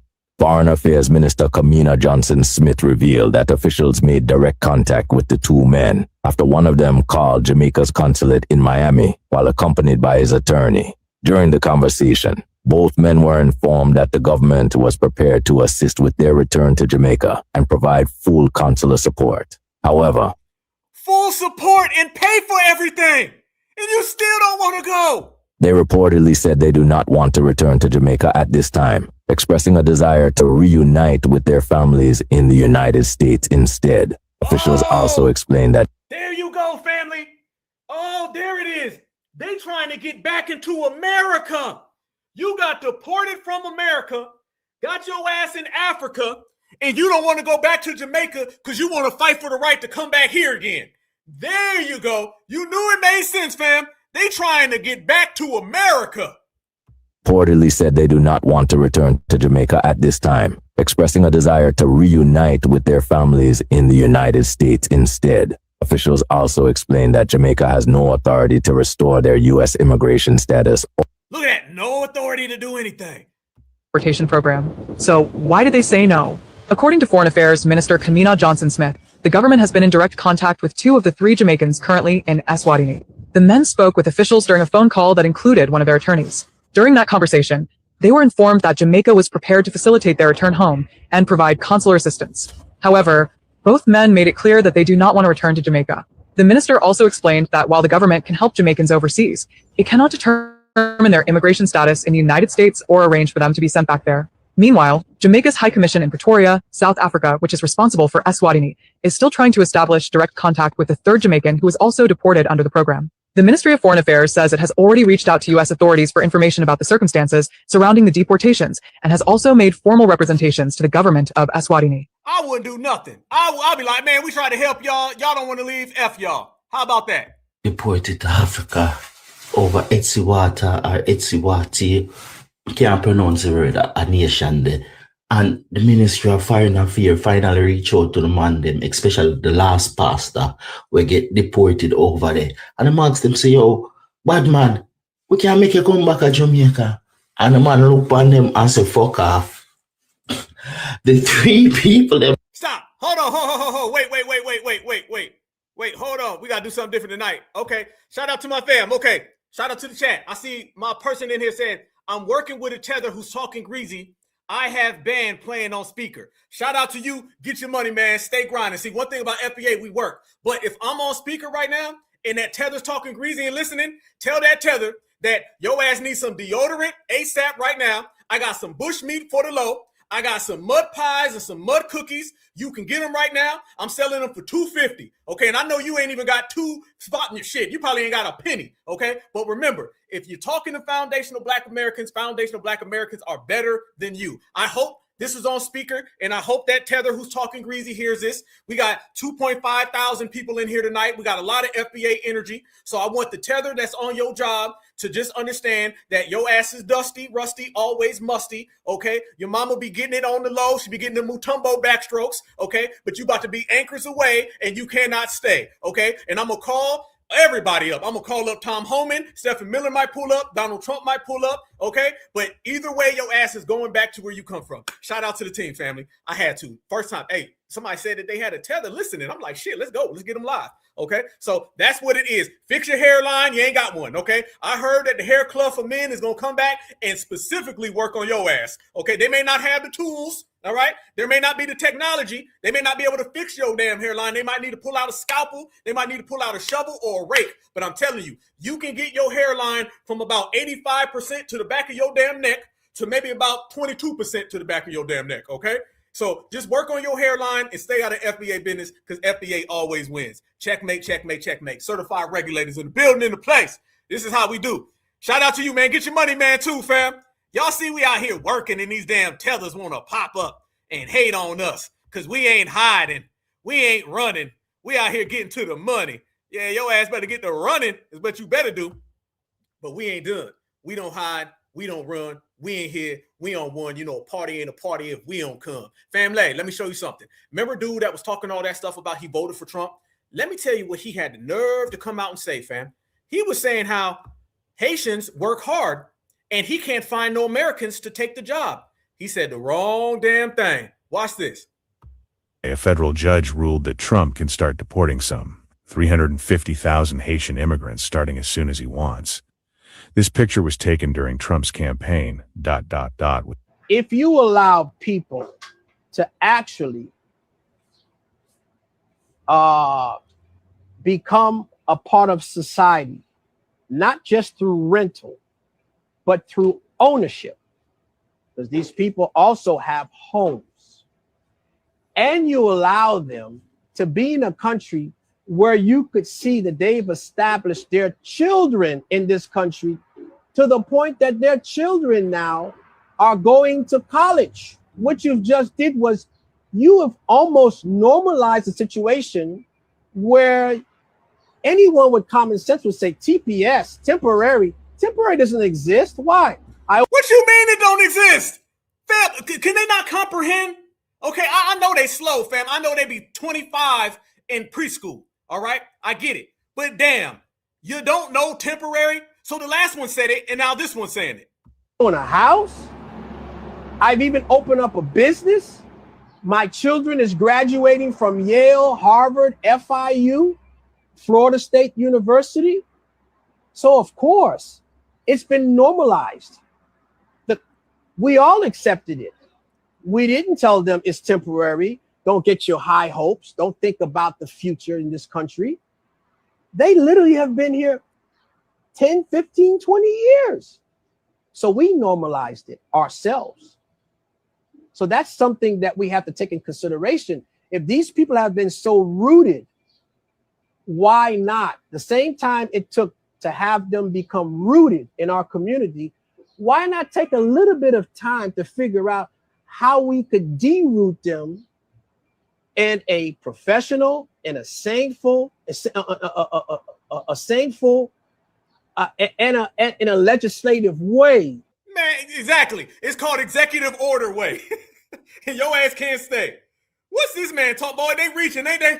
Fam, is they reaching? Well, how come we can't find an exclusive way, a sort of way, a kind of way? I just want to know. Now take your ass up out of here. And fam, he starts going into the whole trope about Americans don't work. My biggest issue in this industry is the Americans just don't want to work. They don't. especially the service industry.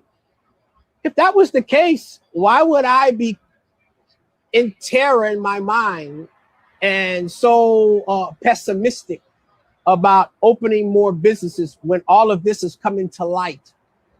There ain't no long lines with Americans saying, I want to come work at Chef Creole. There isn't. And I can tell you that other businessmen will echo the same thing. Everyone is saying the same thing. There's no Americans that want to work. They just don't. And I can see why. They're free. They're free to be complacent. They're free to say that I don't have a 911 in my life tomorrow. I can say, let me go look for another job after I've given these people maybe 3 months of my time. But I'm just going to leave them hanging and maybe go to another place and try to look for a job. They have the freedom to do that. And there's nothing wrong with that. Fam, man, this is why ain't nobody coming to save them. Fam, they done pissed the Mayos off. Look at this right here, fam. The Mayos was mad. Oh, what he means is he doesn't want to pay well. He means he can't exploit Americans like he does non-American people. You ain't got to worry about FBA. You better be worrying about Tobacco Ted. Tobacco Ted ain't playing them games, family. This man just sat there and said all of that. This is why nobody's coming to save them. Let me say this as well, fam. Who's coming to save any of these people? It's always FBA come save me. FBA come save the day. FBA, I'm your friend. Well, foundational Black Americans ain't your only problem. All of America is ready to see y'all asses go. All of America supports this. I don't see nobody outside them picket fences, fam. I don't see nobody outside running around marching. I don't see nobody out there with them picket signs. I don't see nobody out there saying, let's keep these individuals here. I see a hell of a lot of people saying, your ass needs to go. Bye. And that's a crazy thing. Because that little notion right there, that FLIRs work so hard and FLIRs do so good, fam, that ain't the case. And everybody knows it. See, they want to live on this old past tense thing, you know, that they work so hard and they contribute so much to America. Let me go ahead and say this. And shout out to my partner, Annie, who's in here earlier, who was working. If I'm, on your speakers right now, please turn up the volume because I want that dusty, greasy ass teller to hear this right here, okay? Let me tell y'all something about all these. They work so much better than us. No, the hell they don't. 65% of Haitians are on welfare. Does mass migration from Haiti benefit the American people? The answer is obviously no. 65% of non-immigrant Haitian-headed households are on welfare. Damn! 5% of non-immigrant Haitian-headed households are on welfare. Damn! Wait a minute. One more time. I want the person at your job to hear this again. Percent of non-immigrant Haitian-headed households are on welfare. Does that make America?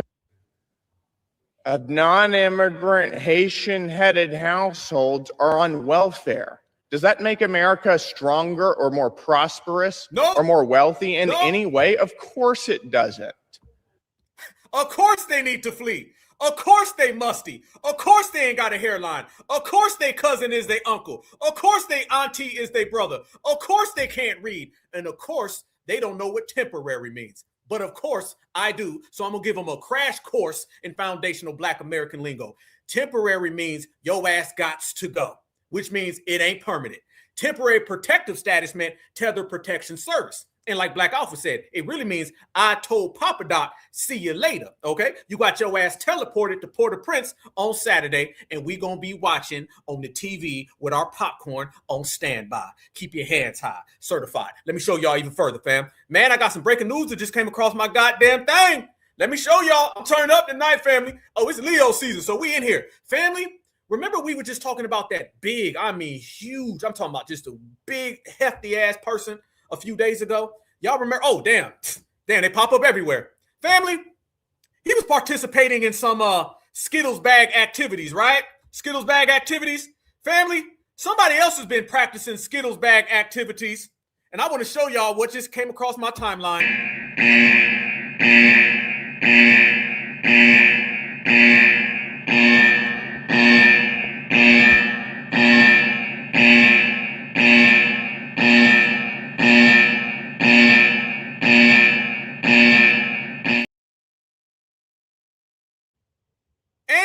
Gillum is locked up again.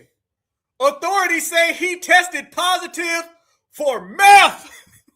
He tested positive for meth. Damn! I'm running around here seeing all of these Skittles bag activities that be going on that damn Democratic plantation, and out of no damn where, Andrew Gillum gets locked up again. You on meth till you moisting on meth. He's moist on meth, and he was getting hit by Seth. Seth and meth. Damn. Family, this is what y'all do. Democrats, this is what y'all got going on over there in your plantation, though. Real talk.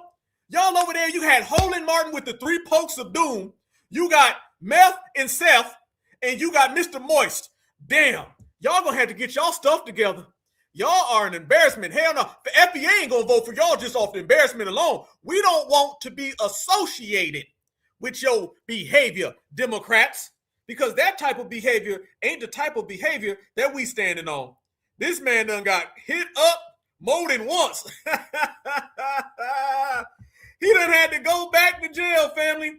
He done had to go back to jail because his ass done went and popped some damn meth, snorted it, smoked it, shot it up, and now his ass is gone. Damn. Terrible day to be them. Great day to be us. But then again, every day is great to be us, family. And I'm going to tell you why. Because foundational Black Americans are team non-deportable. And team non-deportable has plenty of advantages. Let me tell you what those are. 1, we don't have to run.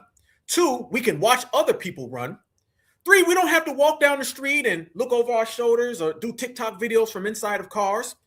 And another thing is, family, foundational Black Americans, we don't have to do the jalapeno hopper. What's the jalapeno hopper? Y'all ain't never heard that, fam? I'm going to show y'all what the jalapeno hopper is. Because this time last year, there was another community that kept trying to tell us that we was going to be next. And there was another community that kept telling foundational Black Americans we needed to come and help them. Well, family, that community is doing the jalapeno hop. And the jalapeno hop done turned into the jalapeno holla. And the jalapeno holla ain't got nothing to do with foundational Black Americans. Because they said that they anchor babies could stay. But I'm seeing that they anchor babies are getting handcuffed and towed away. Enjoy, family. Oh, I'm in my house! Get out of my house! Get out of my house! Get out of my house! Don't do that, please! My grandfather was a U.S. citizen, please! What, you guys have an order? No! He's not the only one. He's underage. He's not even 18, please. He's jumping on a fucking officer. Back up, lady. Whoa! Fam! He's got the anchor! I thought the anchor was anchored! I thought the anchor allowed you to stay, but it doesn't. It's over with. So damn, he got the anchor snatched up, and he got the parents snatched up. But you said that we was next. It looks like you are next. You were before. You gonna be after. Man, it's on. Jumping. What the fuck? I run up on him. Get back. Get back. Oh, please. He has diabetes. Please. Stand up. Please. Stand up. Please. Edwin, dame tu teléfono. Dame tu teléfono. Stand up. Stand up. He has diabetes. Chill. Well, he needs to walk. He's a grown-ass adult. But what do you guys do to him?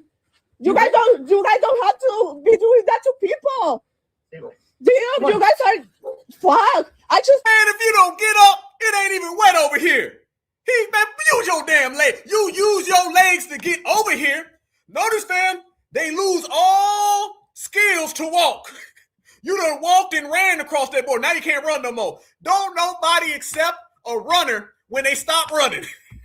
Came back from Mexico. They don't act like that in the border. Back up. No, papi, por favor. Ayúdame. Ayúdame. ¡Ah, por favor! Aquí está la migra. Aquí está la migra. No.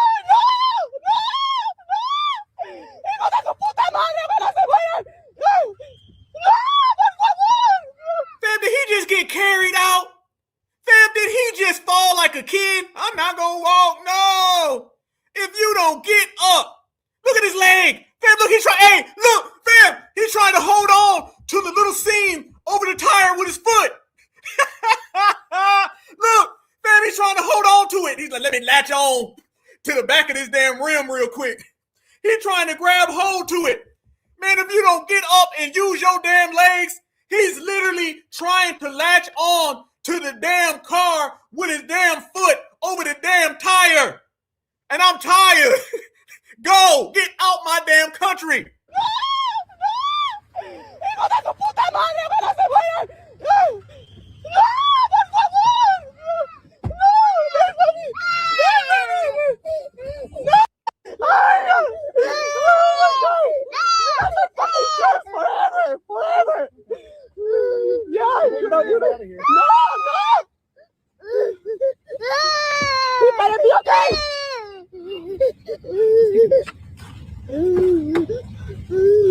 You over there scaring the kids.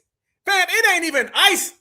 That ain't even ice, family. Okay? It's the damn crying. The dad don't want to walk no more. The kid probably crying because he think dad can't walk anymore. You over there scaring your damn kids. Got the kids all shook up. Got these babies out in the street. Boy, if you don't step your game up. Pinches perros idiotas.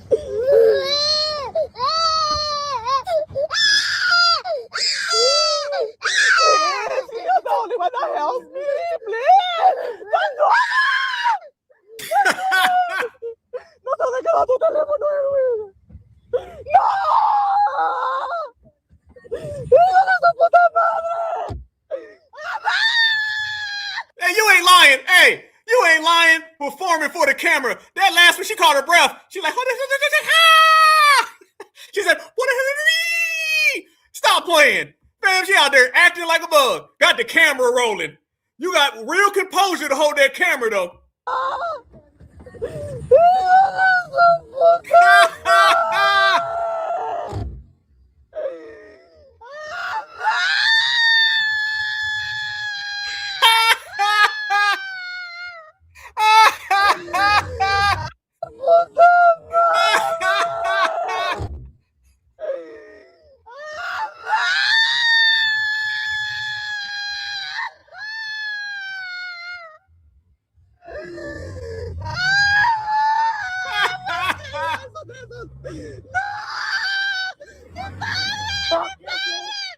The boy's chasing him. He's chasing him. He's like, I can walk. They got used to their legs again. The leg power came back, family. He's chasing them up the street. Black Americans, if you ain't ever had to deal with none of these problems from ICE, Department of Homeland Security, La Migra, can I get some 100s in the chat so we can let everybody know one last MF time that we ain't next, we certified. Let me get some 100s in the chat, family. If you know this ain't an us issue, this is a them issue.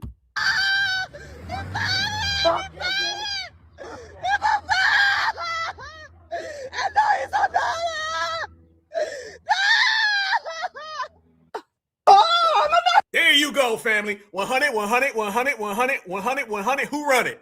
There it is. Fam, did she say her dad's uncle, grandpa was an American citizen? How many of y'all caught that? She just threw out some random family member. Hold on, listen. Get out of my house! Get out of my house! Get out of my house! Don't do that, please! My grandfather's father was a U.S. citizen, please! What? My grandfather's father was a U.S. citizen, please! My grandfather's father was a U.S. citizen, please! My grandfather's father was a U.S. citizen, please? Okay, one, what the hell that got to do with old boy on the floor? And two, I don't believe you, Selena. They just throwing stuff out there now. Ain't they, fam? They out there getting handcuffed like, no, my 15th cousin on the third side of my mother's side is my friend, and they are American citizen. No. They be having handcuffs on, fam. They be like, no, I came to America 5 times when I was a kid, and I met somebody across the street, and my neighbor's uncle's friend's cousin, who is a brother-in-law. They were all citizens. No. You ain't gonna go down that line, family. Let me tell you who is a foundational Black American. Me, my certified 100 in here, all my riders, all my regulators, everybody right here, our whole family tree. We ain't got them problems. And them problems are you problem. and foundational Black Americans is watching all these problems get ironed out. That's what we talking about. Family. Oh, well, we on one tonight, baby, ain't we? 3.6 thousand people in here, baby. Everybody smash the like button. Turned up. If you ain't here right now, you ain't nowhere, baby, because we rocking hottest ticket in town, livest chat on the planet, certified Black society, fam, and we putting it all on the line, and we not good, okay? Because I'm going to show y'all some further things that we done ended up putting all on the line and all together. Oh, by the way, since we in here talking about cousins, friends, aunties, uncles, all that, whatever. Fam, I showed y'all my grandmother. I showed you my great-grandmother. Now let me show you my great-great-grandmother, okay? These are all certified foundational Black Americans. I done showed y'all before. Let me show you one more time, family. This is my great-great-grandmother, Pearl, and I want all my foundational Black Americans right now to say hello to my ancestor, who is a certified foundational Black American of the lineage, and we built this thing, and we maintain this thing, and we ain't leaving this thing, baby. So shout out to all my brothers and sisters in the building tonight, and shout out to the whole family, because we in here rocking heavy. That right there, family. One portion of where I get my good looks from, but you know, we ain't just got to make up family trees, family. Okay, we got the real damn thing up in here. So much love and respect all day. Yes, absolutely, fam. All indigenous. Yes, indeed. Yep, you already know. All indigenous. You see the blood and the energy, you know what I'm saying? Y'all see it. The hair, you know, pretty same thing you dig. So that right there, family, is my foundational Black America. A lot of people gonna talk that talk. A lot of people go, but I'm going to show y'all, family, grandmothers. I'm going to show you great-grandmothers. I think it's 3 weeks in a row, right? So let's keep this thing pushing, fam. This is what it is. But let me tell you something, y'all. You know how they're always talking about foundational Black Americans and how we be means to everybody? Thank y'all. Much love and support. Thank y'all. Appreciate it. Right here.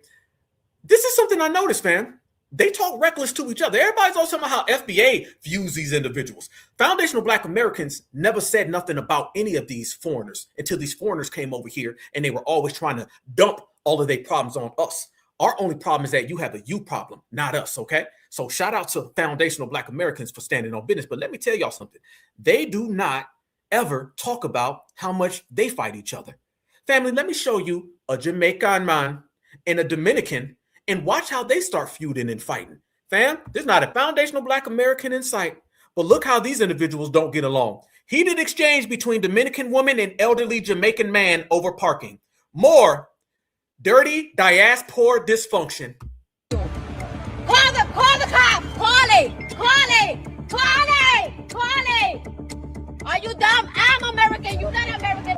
Fuck out of here. Anybody can park here. I'm American. Want me to show you? I was born here. You came from Jamaica. I was born here. 1997, motherfucker. Get the fuck out of here. Shut the fuck up. Anybody can park here. And this is your time. Santo Domingo Noticias. Anybody can park here. You. Anybody can park here. I'm American. You know to talk about Dominicans. Are you crazy? Whoa! Family, look how you have an anchor talking to a regular immigrant. Y'all, they got a lot of problems in their own community. Yeah, notice they don't talk about this, though. They don't talk about this, family. Listen to how they keeping real quiet about all this, fam. Look at this anchor baby trying to say how American she is, saying the N-word by the damn way, to this Jamaican. They fight each other about citizenship. Don't worry about foundational Black Americans. Don't concern yourself with us. Family, what they ain't gonna tell y'all is that these individuals fight over citizenship every damn day. They always be trying to wave that, I'm an American, you're not. They only got a problem when foundational Black Americans start flexing our nationality. But they be trying to flex being an anchor baby. Yep. Crazy? Anybody can park here. My mother lives in there. Yes, she does. I don't live. Call the police, nigga. Call it. Fucking talk about Dominicans. I'm American, nigga. I was born here. Sunset Park, nigga. Right in Flatbush Avenue. Don't disrespect my nigga's car. Don't touch his car. Because if you was another nigga, he would fuck you up right now. Get the fuck out of here. Santo Domingo Noticias. But you old as fuck. You old as fuck.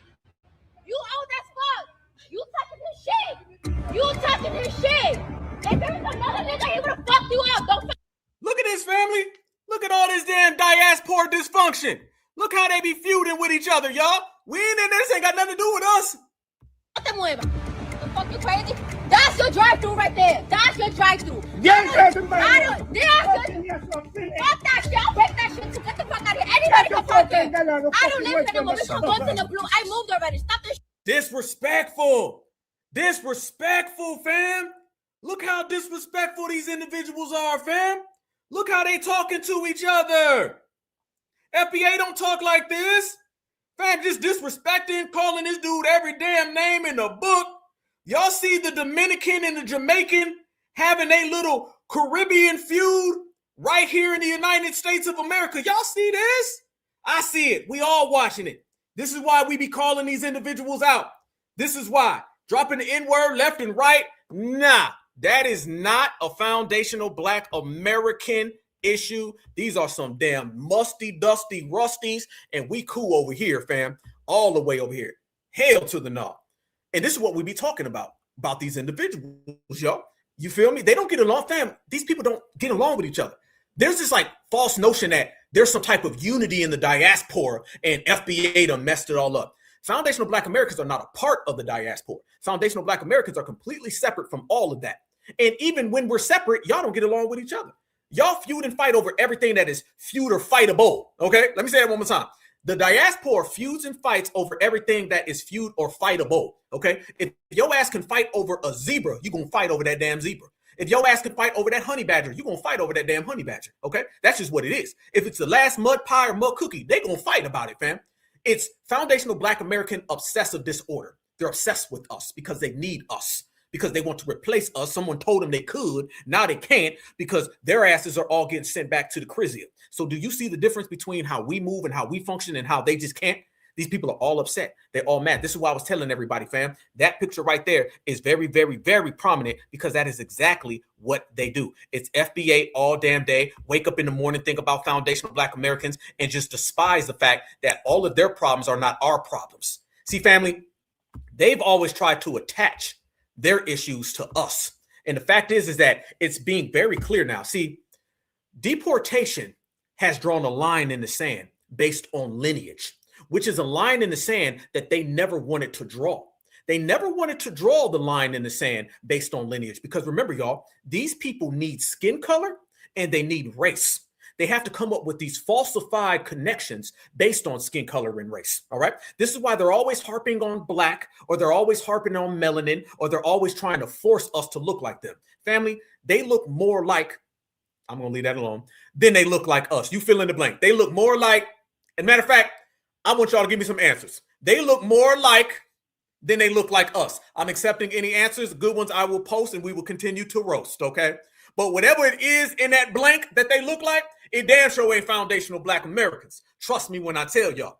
And they need foundational Black Americans to have a connection. But deportation now is separating who is a lineage, who is nationality. Remember this, fam.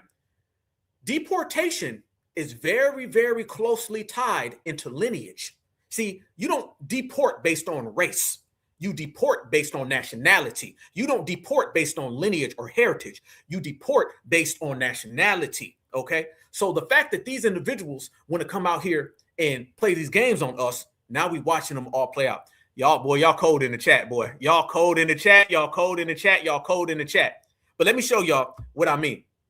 This is what I mean by these individuals. This is what I mean by these individuals. Oh, blah, blah, blah, blah. Let me run that back. Bam. You don't deport based on lineage, heritage, and culture. You deport based on nationality, and you deport based on your race is not of this nationality, the origins of your lineage. Let's clear that all the way up. Let me show y'all what I mean, fam. Fam, this Godfrey been talking, boy, y'all cold as hell. Flip-flop wears. Somebody said zombies. Guys, damn. Damn, aliens. Damn. Fam, watch how they talk about us. African Americans, everybody fears the Black American. Yo, what's good, man? Yo, with the Black American, African American, being African American, learn how to act like an African American. Black Americans, Black Africans, we watch folk music and those. Yeah, I want to be in. Speak Black American. We got a game for you, man. African or African American, ready? African American. That Black Americans, Black American, African. Damn. Foundational Black American obsessive disorder. Yes. and goes, yeah, I want to be in. Black American, we got a game for you, man. African or African American, ready? African American, that Black Americans, African Americans, African Americans, the Black Americans, African Americans, Black American. What? African American. Damn, family. Damn, family. Damn, family. Damn, family. What the hell was that? Y'all see they running around here talking about 154, but all they talk about is one lineage, FBA. They talking about 154, but they can't stop talking about us. Y'all see the difference? Y'all see what we be saying?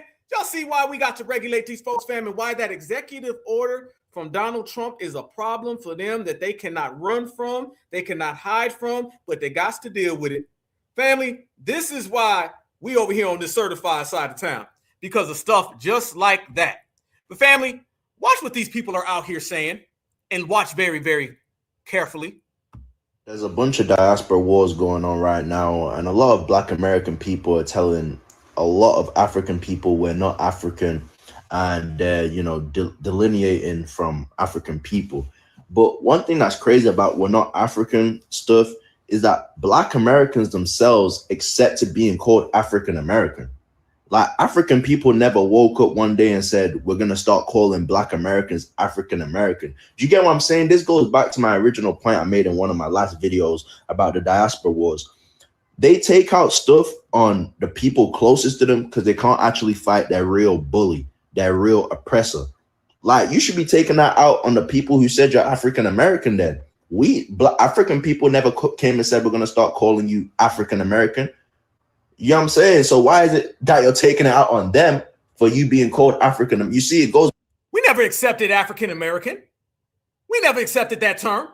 That term was pushed on us by the same people who try to push y'all over here on us with immigration. Foundational Black Americans never accepted that. Somebody go find Jesse Jackson right now, and we'll let you know what it is about what went on when Foundational Black Americans called him out. We ain't never accepted that term, and we've even showed receipts that was never an accepted term. And as far as we don't have no smoke for the oppressor, we the only ones who ever gave the oppressor that smoke, and that's why the oppressor falls back when he sees us, because he know better. Fam, don't let these people get it all twisted up in these streets. Hell to the no. Foundational Black Americans, we been standing on business. They can't say that. Never, not at all. They better run and hide. Watch this right here, fam. This is how we handle these people who talk all that nonsense. Oh boy. We get bombed like big time. We were born in America. We're Nigerian American. We're born here. A lot of our friends are Black Americans. We grew up with them. We grew up, and it's this whole thing of, you guys are tethered. This tether. I don't know what that means. Tether means something attached. A tether is like you're attached to something. So I guess we're acting like we're them, but we're not really them, and we don't really belong with them. It's a lot of divisive. Like you coming from Haiti, being in Brooklyn, going through what you've gone through. How do you feel about that? I don't know if anyone's ever talked to you about that. Have you heard anything about this foundational Black thing? Because they feel like, if you're part immigrant, you're not foundational. I mean, we recognize we're not foundational Black, but they say you shouldn't speak for us. What? I'm speaking just for Black folks because we're all going through the same shit. I grew up in Chicago. Police harassment, same old call the we have the same experience. Because our roots are, we're first gens. Yeah. So because of our roots, then somehow we're excluded from the experience. You are excluded. And you don't know what we go through. Why is your supposed connection to Black Americans tied to struggling to perceive negative experiences that are attached to us? If the only way you know how to connect with us is by saying cops treat us the same, which ain't true, then you are exactly what we label you to be. See, you allow an external system's bias, a system you willingly decided to be a part of and treat you with privilege, to be the glue that holds a fictitious connection together under the guise of skin color. That's just another way for you people to erase my people. We are not a struggle lineage. Our identity ain't defined by what happens to us in a bad encounter with authority. It's defined by our history, our heritage, our culture, our resilience, and what our ancestors built here and what we continue to build on top of it. Having proximity to a system's flaws that you, immigrant, don't even experience doesn't mean we share the same anything with you. We ain't here for the same reasons. We don't fight the same fight, and we ain't playing the same game that you playing. It's a brand new day. And y'all ain't witnessed this side of Black Americans because this side of the Black American won't ever allow you or any other foreigner to stand on our backs while lecturing us about our identity. We here to stand on yours, though. So we advise you to stay out of our way. We get bottom line. Notice, family, every time they're in the jam, they always lean on color. That's it, fam. Since we are the only regulators out here in these streets, let's go ahead and do some regulating, okay? There ain't no such thing as a family based on skin color or complexion, all right? Point blank. See, what they want to do, fam, they want to use skin color to create and force some type of fake family or fake connection. Nobody else does that. If it ain't skin color, if it ain't we's all black, brother, if it ain't some type of ancient history that they try to go back to, it's either that or it's going to end up being, well, we should all get along because we was treated the same way. Y'all weren't treated the same way. And our culture, our heritage, our background, our ancestry, we done went through things you ain't never been through. Fam, let me show y'all one more damn time, double up and bring it back, okay? Let me show y'all. This right here is my great-great-grandmother. She ain't got no experiences from somebody from no damn Nigeria, from somebody from no damn Mali, from somebody on the other side of the damn ocean. And we gonna put an end to that right goddamn now. We ain't playing no games. How in the world can you say that you got the same experiences even though you on the other side of the earth? You on the other side of the damn planet. You ain't got the same practices. You ain't had the same experiences. You ain't got the same DNA. You ain't got the same bloodline. You ain't from the same region. You ain't from the same country. That's a hell of a lot of you ain't got the sames. We don't share a damn thing.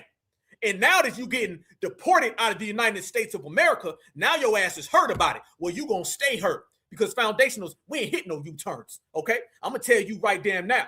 The days of disrespecting FBA by trying to forge some type of false fake relationship on us is over. We putting an end to that in this generation. I don't give an F about Jesse Jackson. I don't give an F about John Lewis. And I don't give an F about anybody who's carrying on that bull-ish that they was talking about.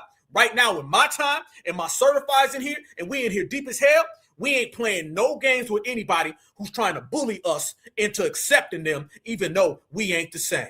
That ain't happening, y'all. That ain't happening at all because it's disrespectful.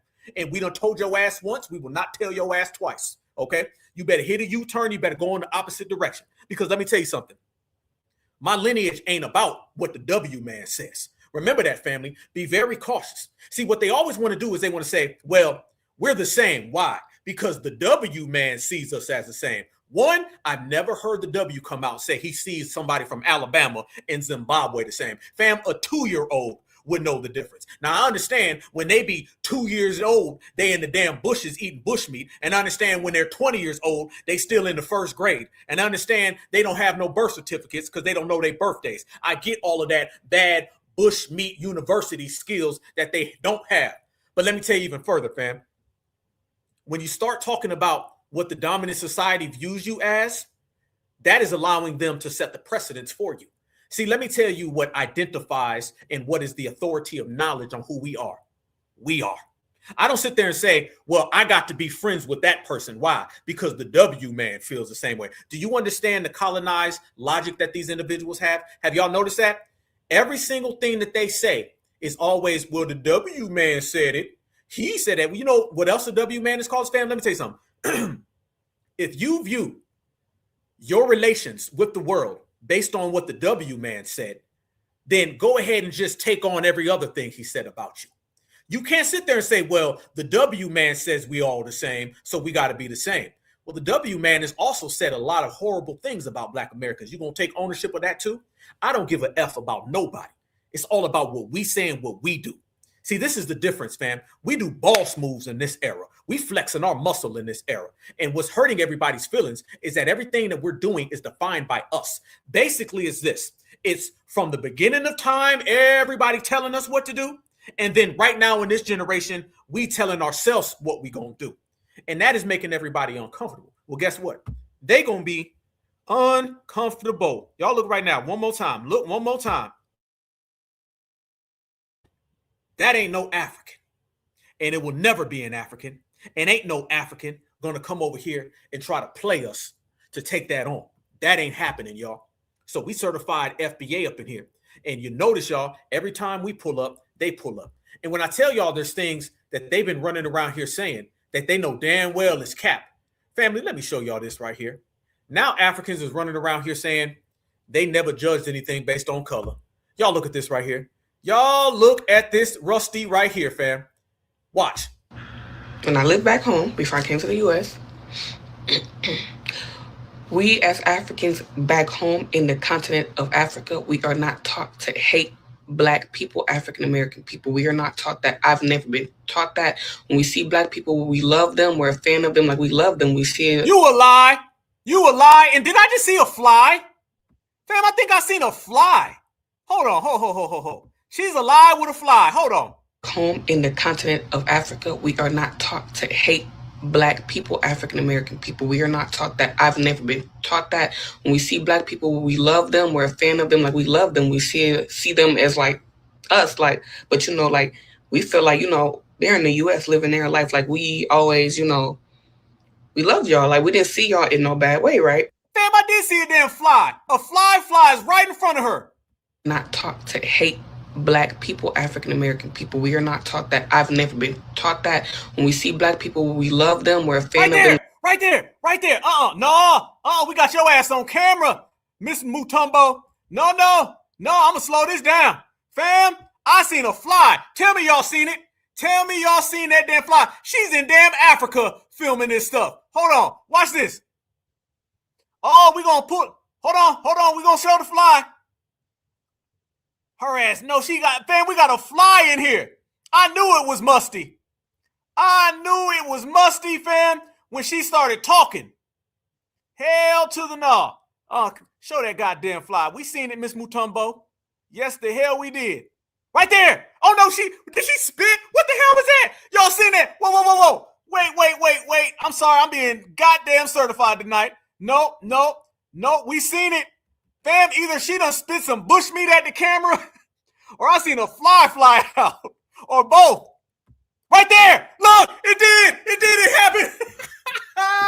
Fam, tell me y'all see that. Fam, give me some 100s if y'all see that. Straight up, look right here, fam. She done spit out some damn bushmeat. She done spit out some damn honey badger wrist. I see a whole honey badger wrist fly out this woman's mouth. Hell no. We ain't listening to nothing you saying. Hell no. What's that?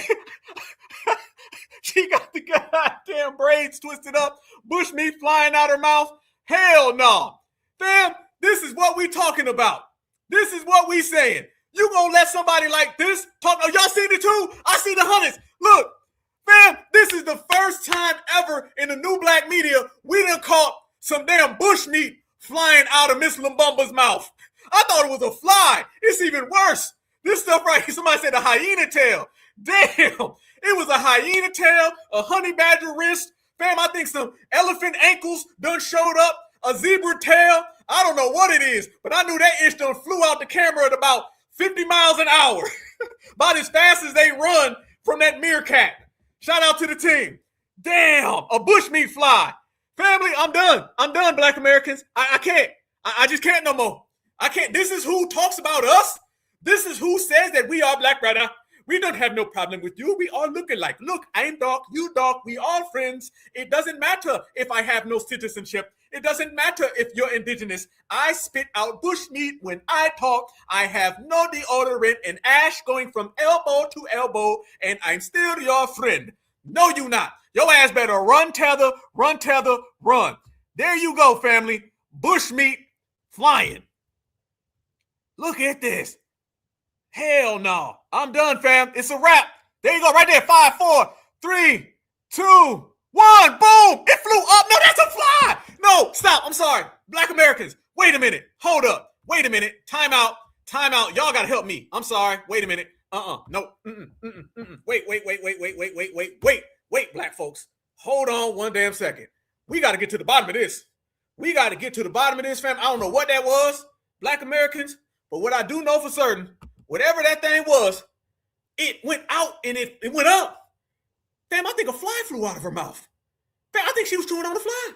Family, she spit the bush. I think would, go down, right? That whatever that was, it went out, it flew up, and it did a damn U-turn. Fam, that motherfucker made the shape of Africa. It flew off. Okay, that motherfucker gonna wave at the camera. Fam, the wing, I seen the damn wings flapping. I think that was a bushmeat fly. I think she was chewing on it. Spit out the damn bushmeat fly before you do the damn video, Mrs. Lumbumba. Or you gonna have 3.4 thousand foundational Black Americans roasting you and about 50K when it's all said and done. Spit out the bushmeat before you talk to me. And whatever the hell that was, I knew that damn thing came out and flew. Fam, I need my certified foundational Black Americans to tell me one more time, what the hell was this? Because that done flew out and went upward. That shit was up, and away, bushmeat.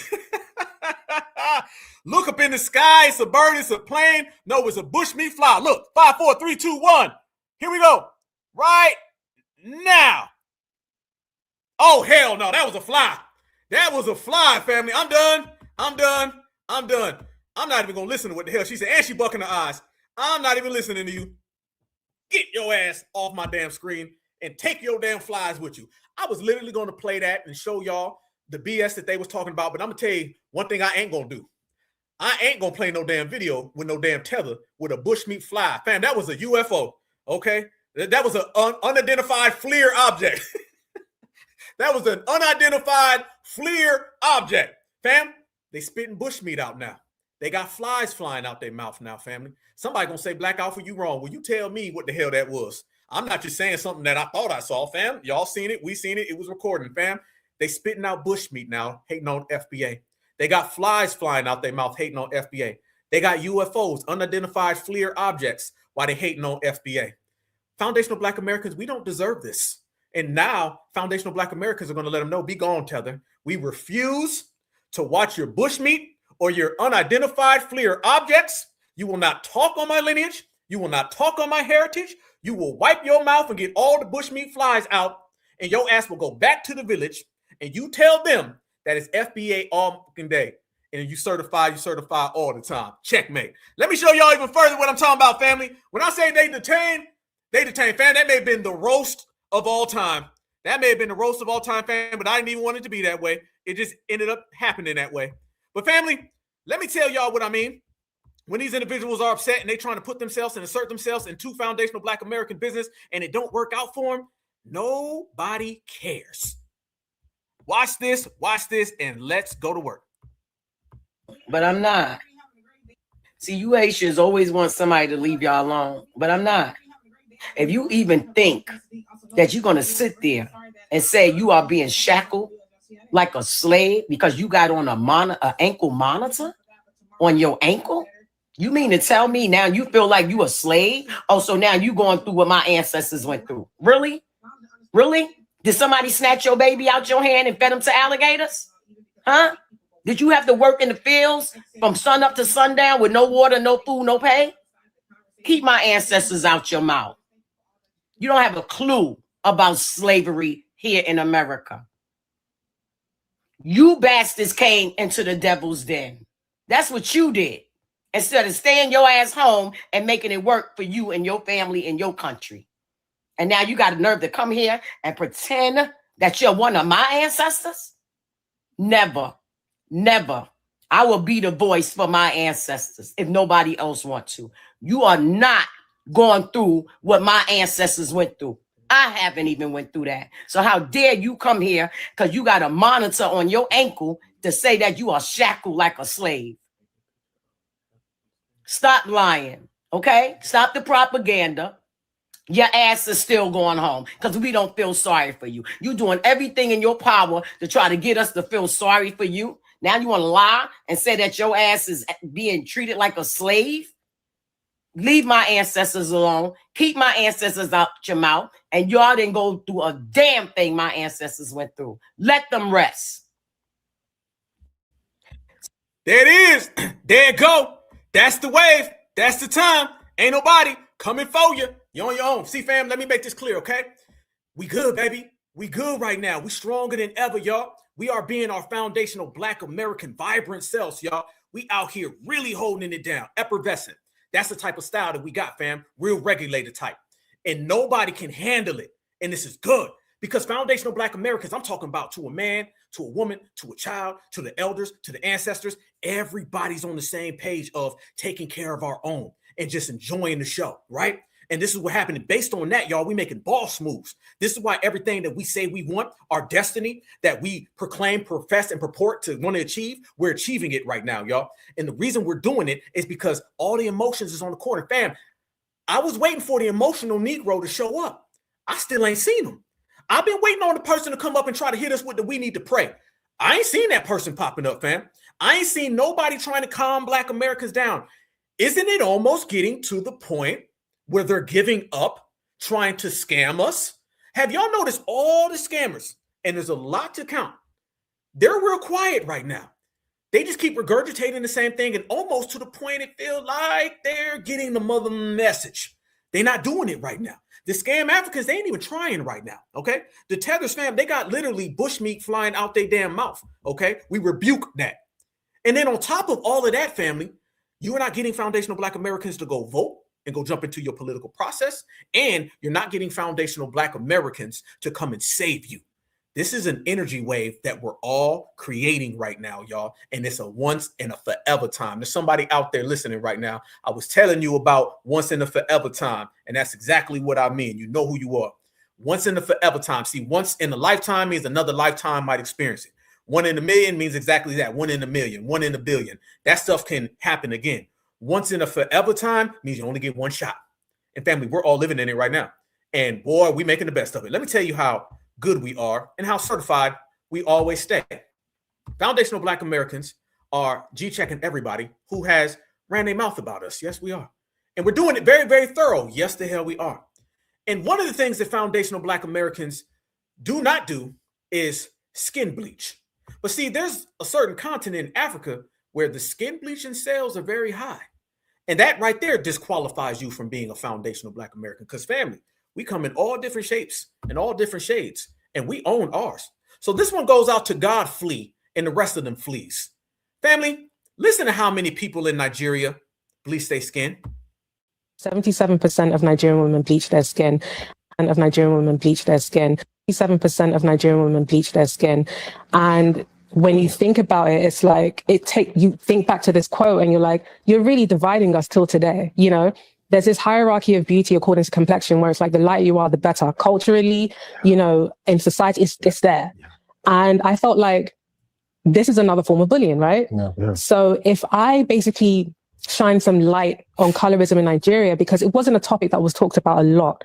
People knew that, you know, you could literally look at a dark-skinned person and you would say, oh, blackie, you know, and it was derogatory, it was offensive, but there was nothing to kind of define what that act was. You know what I mean? It was just like, oh yeah, it is what it is, blah, blah, blah. But then it was colorism and they didn't know what it was, you know? So with the documentary, I was able to kind of like shine some light on colorism and what it is and how it's affecting Nigerians and, you know, talk about bleaching and the effects of bleaching.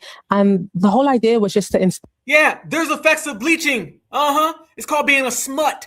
77%? 77, fam, nowhere in the world where somebody is bleaching their skin at 77% can ever talk about being some type of professor or authority when it comes to the system of supremacy. Oh, they disqualified from talking to us. Fam, they're in no position to talk about the system of supremacy. Yeah, absolutely. Blackie, good one. Shout out to you, fam. Good catch. Blackie? Who the hell says that? Fam, you're dealing with people who are puppets and pawns of supremacy. And they only play that superior professor talk when they're trying to scam us. These people are the most willing participants, the most mentally affected, the most physically and spiritually affected people from supremacy. They are high class affected by supremacy. 77%? Inspire people to love the complexion that they're in and appreciate themselves for who they are. And yeah, that was basically what inspired that movement. I mean, it came out on Netflix literally 2 weeks or so after George Floyd died. Wow. Naturally, it blew up, you know? Right. So many people watched it. I remember. Yeah, so many people watched it and the impact was insane. You know what I mean? I mean, of course I was at home. Couldn't do anything with it.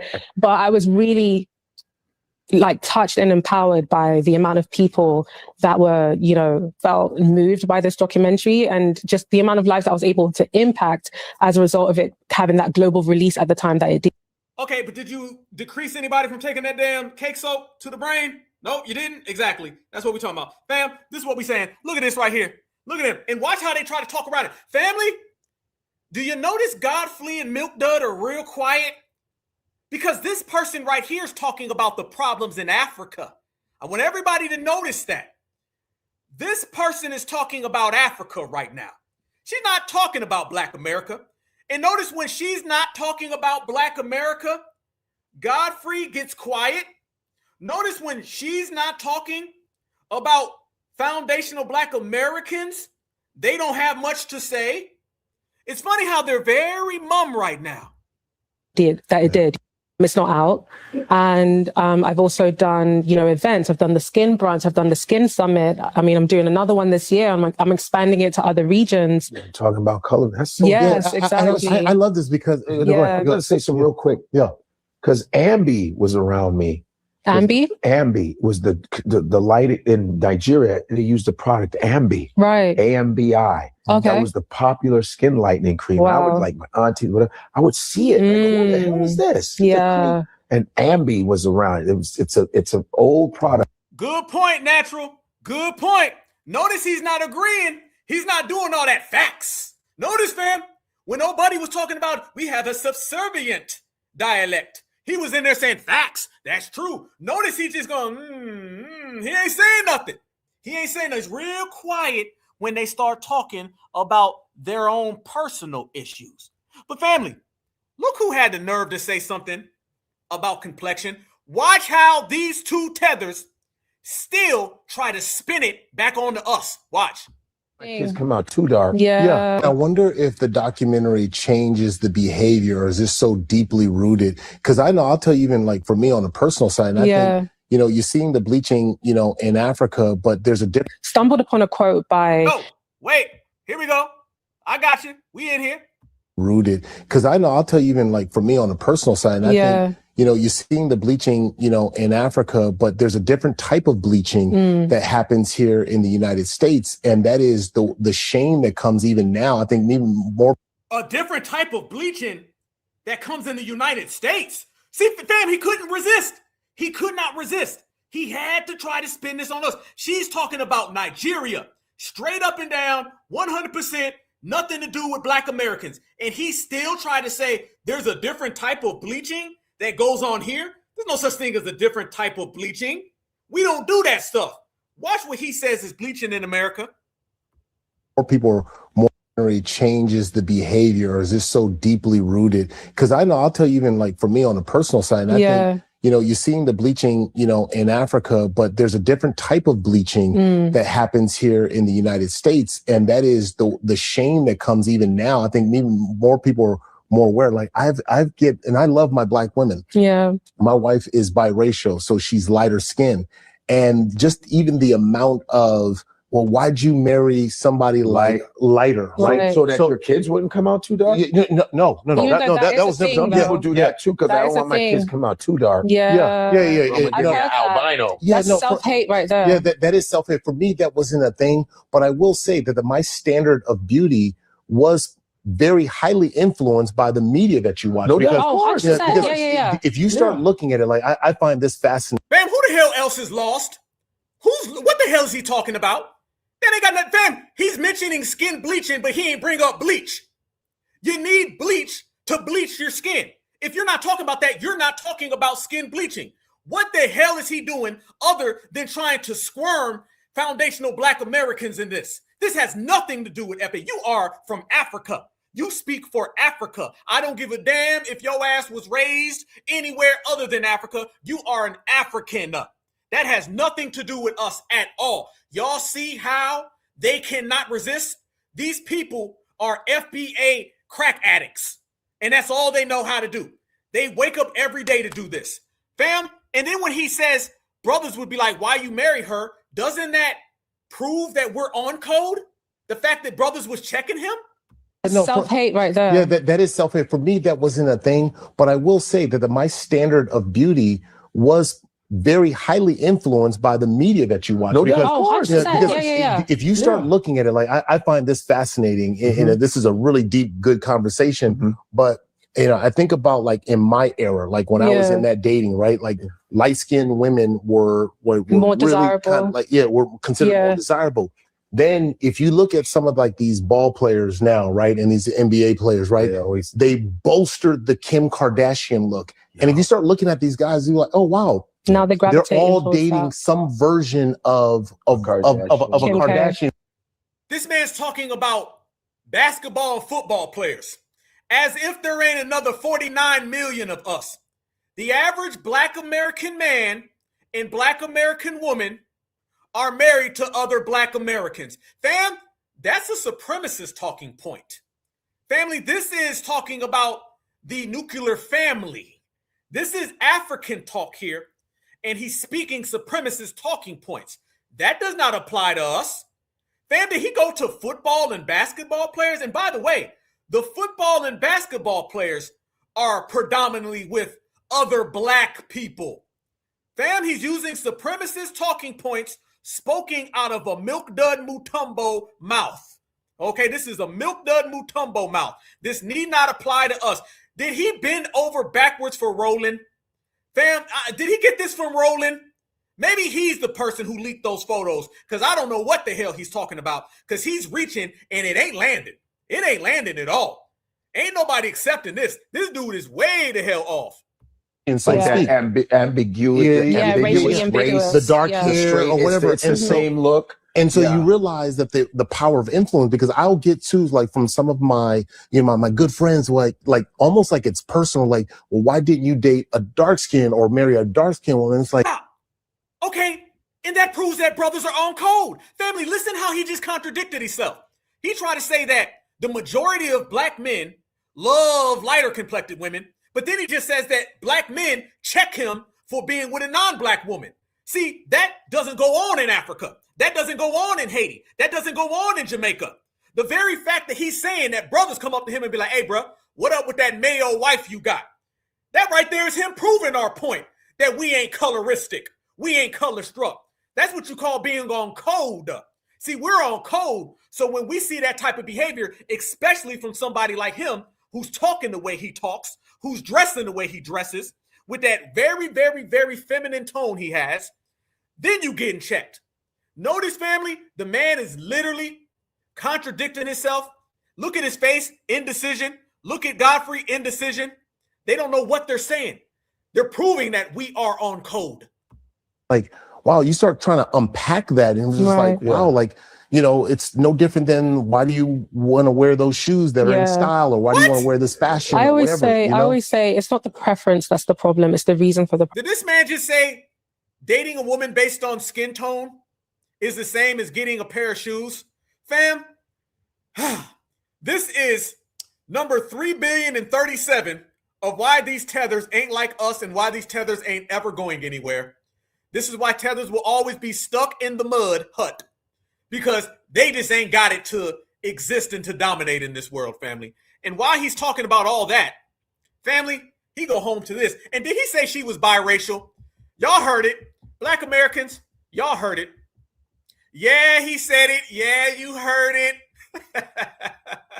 Shout out to Banker. Fam, is that a biracial woman or is that a full W? Did he just try to be slick? Did he try to pass her off as biracial, fam? Didn't Tyrese do that? Y'all remember Tyrese showed that Arabic woman and he was like, woo, woo, look at my Black queen. I got some Black queens up in here now. Fam, is that a Mayo woman? So let's get there, fam. Let's go there. Let's get there. Let's stay there. Did he just try to okie doke us, fam? Did he just say, well, my wife, she biracial now, and if you look at her on the Saturday when the sun is approximately 3/4 in the sky, she looks like she is one of us. If you don't stop, you don't stop. Yeah, she may be mixed down the line. Somebody says she's mixed. She may be mixed, family, but I'm going to tell you right now, she's mixed with Mayo, Miracle Whip, and everything else. But there ain't no Black in that. And if there is Black, it's way back.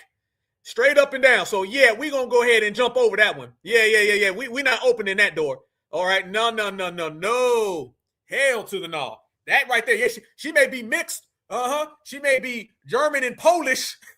She may be Puerto Rican and Swedish. But I don't see no Black up in there. Straight up and down. And at the end of the day, that ain't why he is with her. Let me tell you something right now, fam. And I'm going to put this on the line. That ain't why he wants to be with her, because he just sat there and told you that he's color struck, because they're all color struck. Let me tell you something, fam. If you have dominant cake soap sales in your country, community, or continent, you cannot talk to foundational Black Americans. Fam, do you understand? Not only are we the only first world black people, we're the only black people who do not skin bleach, you will get your ass clowned and roasted. You think black Americans is harsh now when we be doing the dozens. Come up in here and talk about some, man, what up, dog? Boy, I just got me that new cake soap, boy. Yeah, I'm going to go home and I'm going to jump in some cake soap. See what happens. Fam, I'm going to tell you right now, we would roast your ass if you was 5 years old and you was doing that. I don't give a damn who you are. We would roast you if you was 5, and we would roast people when we were 5, okay? FBA children, I said this before, FBA kids are more on code than their adults. Straight up and down. Straight up and down, family. That's what it is. And let me tell y'all why we are different than them. I'm going to tell you why. Because of stuff like this. Hey, Jesus.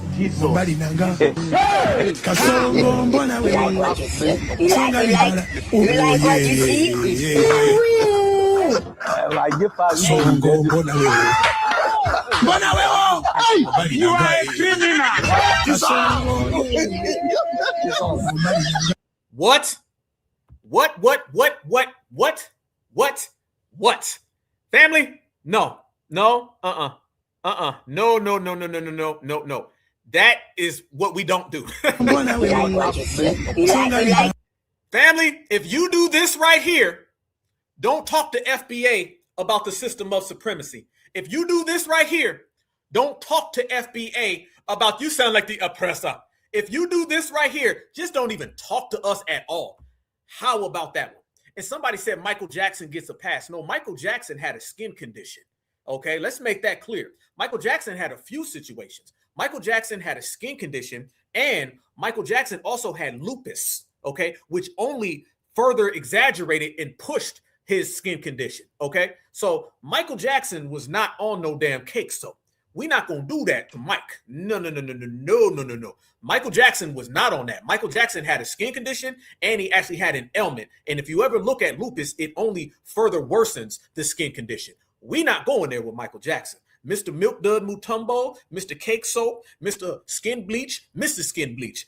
That ain't what Mike had going on. So shout out to Michael Jackson. We standing on real super duper certified business when it comes to MJ. Okay. And this is what they always try to do. Let me tell you something, fam. They always try to use Michael Jackson and skin bleaching to harm us. Remember that, fam. A lot of people don't know this. Go back and watch some of those videos with Michael Jackson, and you'll see the news anchors used to always be talking about his skin condition more than we did. Y'all remember that, family? Black Americans didn't harp on that with Michael Jackson. We understood, because from the jump, he said he had a skin condition, okay? And we understood it. It was really the W's in the news. I was just watching a segment from 1993, and it was a damn news anchor, and he was making jokes. It was the W guy. See, they wanted to do that because they wanted to separate us from Mike. So they would almost be like, look at Michael Jackson. He doesn't want to be like you blackies. Michael Jackson wants to look like me. This is why you had that Michael Jackson impersonator that was coming out recently saying that Michael Jackson was really Spanish and he's the real Michael Jackson. They always try to use Michael Jackson's skin ailment, which is very, very tough to have, which Mike never really went out. Fam, I didn't even know Mike had lupus until as of late, okay? This man was suffering, okay, with that skin condition. However, they never, ever, ever wanted to really acknowledge that and give this man his proper etiquette for having those situations because they wanted to make it look like he was somebody who hated being black. Remember, Oprah pulled that on him. Remember, he was like, I'm a black American. I don't want no W to play me. He was saying black American back in the 90s. A lot of folks is getting on it now. A lot of folks who saying that they was Africans back in the 90s. Mike was saying he was a black American back then, okay? So no, we're going to show some love to Michael Jackson. No. They're not going to separate us from Mike. But I'm going to tell you what is separated. All of the Nigerians and Godfreys and Milk Duds and all the Fleers, the Hoppers, the Skippers, the Jumpers, you know, the 150 Horror Podcast and Godfrey family, why don't they ever spend their time talking about situations like this? Because if they did, then they know FBA would roast them. 8 planets, 7 continents, over 250 countries, and somehow I ended up in Nigeria. 8 planets, 7 continents, over 250 countries. And somehow I ended up in Nigeria. Wow. Damn. I ended up in Nigeria. Much love and respect to you, family. I see you. You say you have lupus. Much love. We with you. We with you. Stay strong. Much love and respect. Much, much, much love. 7 continents, over 250 countries, and somehow I ended up in Nigeria. Wow. Damn. I ended up in Nigeria. Fam, is the baby crying too? Fam, is the goddamn, look at that picture right there. There you go. There you go, right there, family. That's their condition. Somebody screenshot that. Please screenshot that for me. I ended up in Nigeria, and look at that face. Man, I be cold with these damn freeze frames, man. Damn. That right there is their current condition. That right there is how they feel. That right there is what they're on. Why their cake soaping, why their skin bleaching, why they're fleeing, and why they're dusty and desperate. Foundational Black Americans don't have those problems. Look at that right there, family. You see the difference between FBA and all of them? That right there, you're saying basically on this whole damn galaxy. She didn't even just say on Earth, fam. She talking about the whole damn galaxy. She said out of the whole galaxy, how the hell did I end up in Nigeria? You want to talk about not being proud of where you from. You want to talk about hating where you at. Damn. Terrible, terrible, terrible, terrible, terrible. And while all of that is going down, family, the baby's still crying. Yeah. Damn. Baby said, me too. Hey, she said, why do I have to be in Nigeria? Why? And the baby's in the background saying, I don't like this shit either. The baby in the background saying, I want out of here. Nigeria. Poor kids. Tethers be putting their kids in the worst positions. Shout out to that baby. And there you go, family. Remember, God Flea says we're all connected by one big banana. But he doesn't tell you what he does with that banana when we not around. He doesn't tell you what he does with that banana when Roland's around. There it is. And family, that's not the only group of people who are catching wreck. Let's double up. Showed you these people, showed you those people, showed you them people. But let me tell y'all who's really getting affected. The cosplayers. The people who've been running around here, watching what we say and watching what we do, and carefully and methodically trying to strip away foundational Black American ancestry. Well, Donald Trump's bringing the pain to him. And let me tell you why that's happening. Y'all remember when Barack Obama was running around here and he was talking about dreamers and a Dreamer Act and all the dreamers of the world. Remember that when he was saying that? Martin Luther King had a dream and Barack Obama rode the coattails of Martin Luther King to get elected. Martin Luther King said, I have a dream. Barack Obama said, yes, we can. Barack Obama used to go around and try to tell foundational Black Americans to pick up our pants and pay child support. He never said none of that to the W's while he was low-key letting in all the Latinos. Well, family, Donald Trump now is getting rid of DACA, and DACAs are expiring every day. And I'm going to show y'all how they feel. And I'm going to make a special extra shout out to Barack Obama. Remember, I'm the person who on stage at the Rally for Reparations right there in Washington, D.C. in front of thousands of people called Barack Obama a hoe because I'm crazy and I don't give a damn. But let me tell y'all how people feel even further more about that H to the Izzo without the V to the Izzy. Now you're seeing these DACA recipients, they not receiving their DACA because all of that stuff is just like birthright citizenship out the window. Watch this right here, family. It's very hard days in the DACA land. So let me get this straight. When a child under 16 does something wrong, we shouldn't judge them because they're a child. They should be given leniency, right? But then when a DACA immigrant is in the DACA program because they came here before 2012 as a minor under 16, and we're given 2 years of protection from deportation and we're given a work card, why are we being judged? Why are we being hated on? Why are we being told to go back to our country? I came here when I was 3. Why am I being punished for somebody else's actions? Not my own. I didn't get on a plane at 3 years old. Let me go into this country where I'm not a citizen and let me go there so I can struggle for the rest of my life. That was not my plan, but that is what happened. And So your parents brought you over here. Another immigrant, first generation, mad at mommy and daddy. Damn, y'all. It gets worse from there. I've been like this for the past 5 minutes, trying to make a video on DACA awareness, but I'm just like, this, ¿cómo se dice? Dissociating?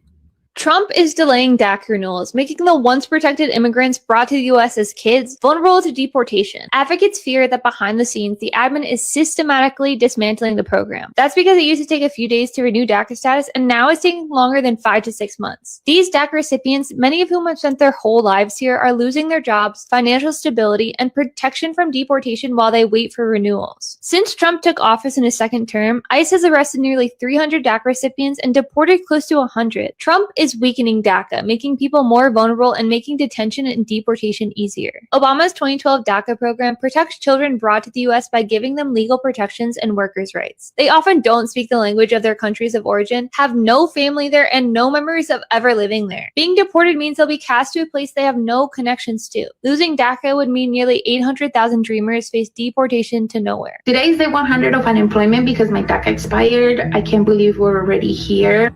Well, I'm officially unemployed as of Wednesday morning.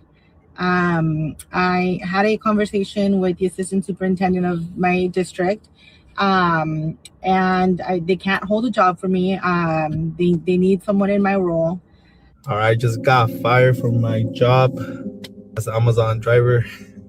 Well, not technically, I got fired. They had to put me on leave because my work permit was expiring. Well, it got expired already. So for those people that don't know, I am a DACA recipient.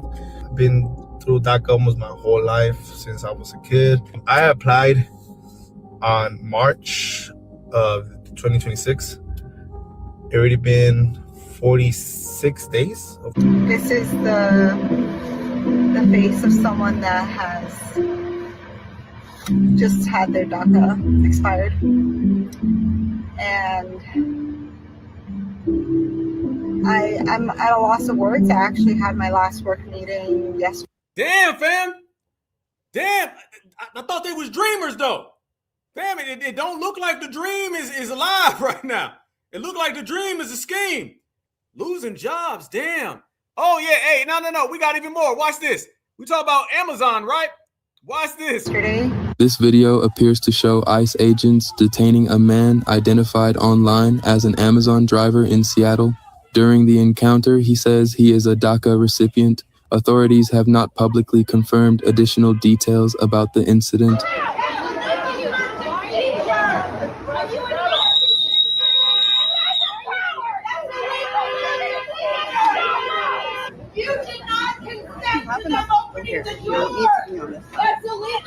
This video.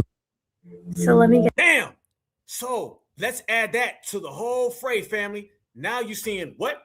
You're starting to see the DACA recipients. They can't go and get their DACAs renewed. A lot of them are just waiting a long time because Donald Trump basically put a blockade on it. Okay, a stop.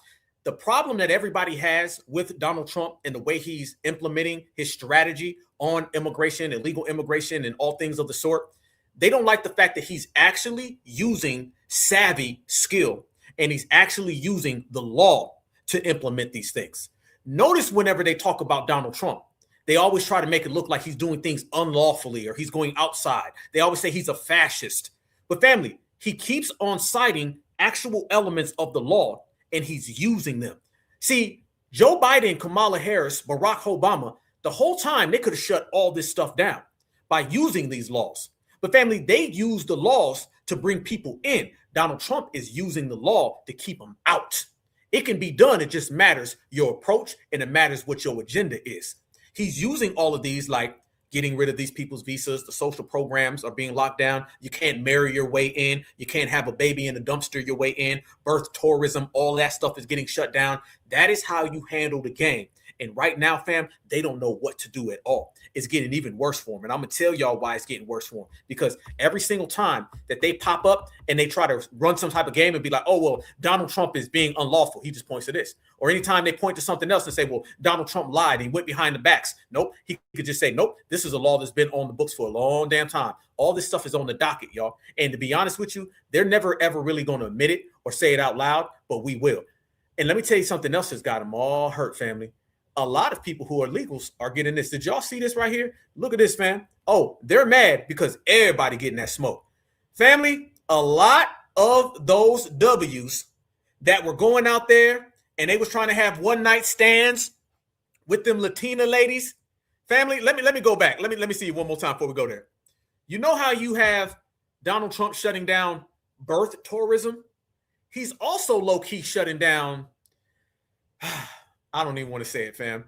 A lot of the W men who go get them little Latinos, the happy ending tourism, okay? Whether that happy ending tourism is the Asian version or it's the Latino version. Watch this version. Family, they are all getting hurt right now. Watch this. For Trump, I am saying that they are picking up law-abiding citizens. They're destroying families, jobs. John Gannon is a 75-year-old businessman and lifelong Republican who supported President Trump in 2024. I wouldn't do that again, not after this fiasco. His fiancée, 45-year-old Venezuelan immigrant Yasmin Suarez-Reyes, was detained by ICE at George Bush Intercontinental Airport in Houston in late July. 8 ICE agents swarmed Jasmine and detained her, didn't tell us why, and rustled her off into a car. When you saw that unfold, what went through your mind? Well, I was just in total disbelief. According to her immigration lawyer, Suarez-Reyes came to the U.S. legally in 2023 and later applied for asylum, a case that is still ongoing. But her underlying permission to be in the U.S. has lapsed. Some people may say this is what mass deportations look like. They're not going after the hard guys.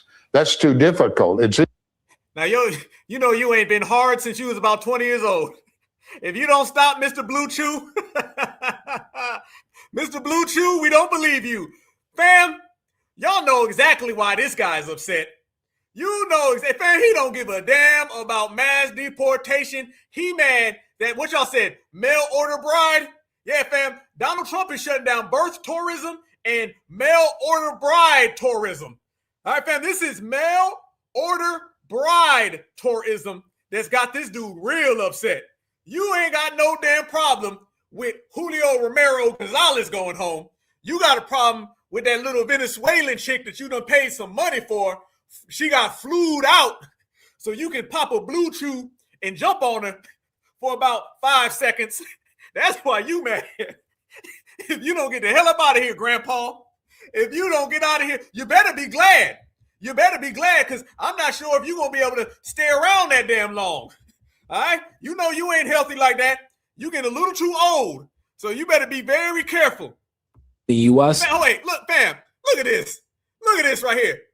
Look at fam. Now you know damn well this ain't got nothing to do with anything other than Mr. Blue Chew. He thought he was down, didn't he? He thought he had him one for life.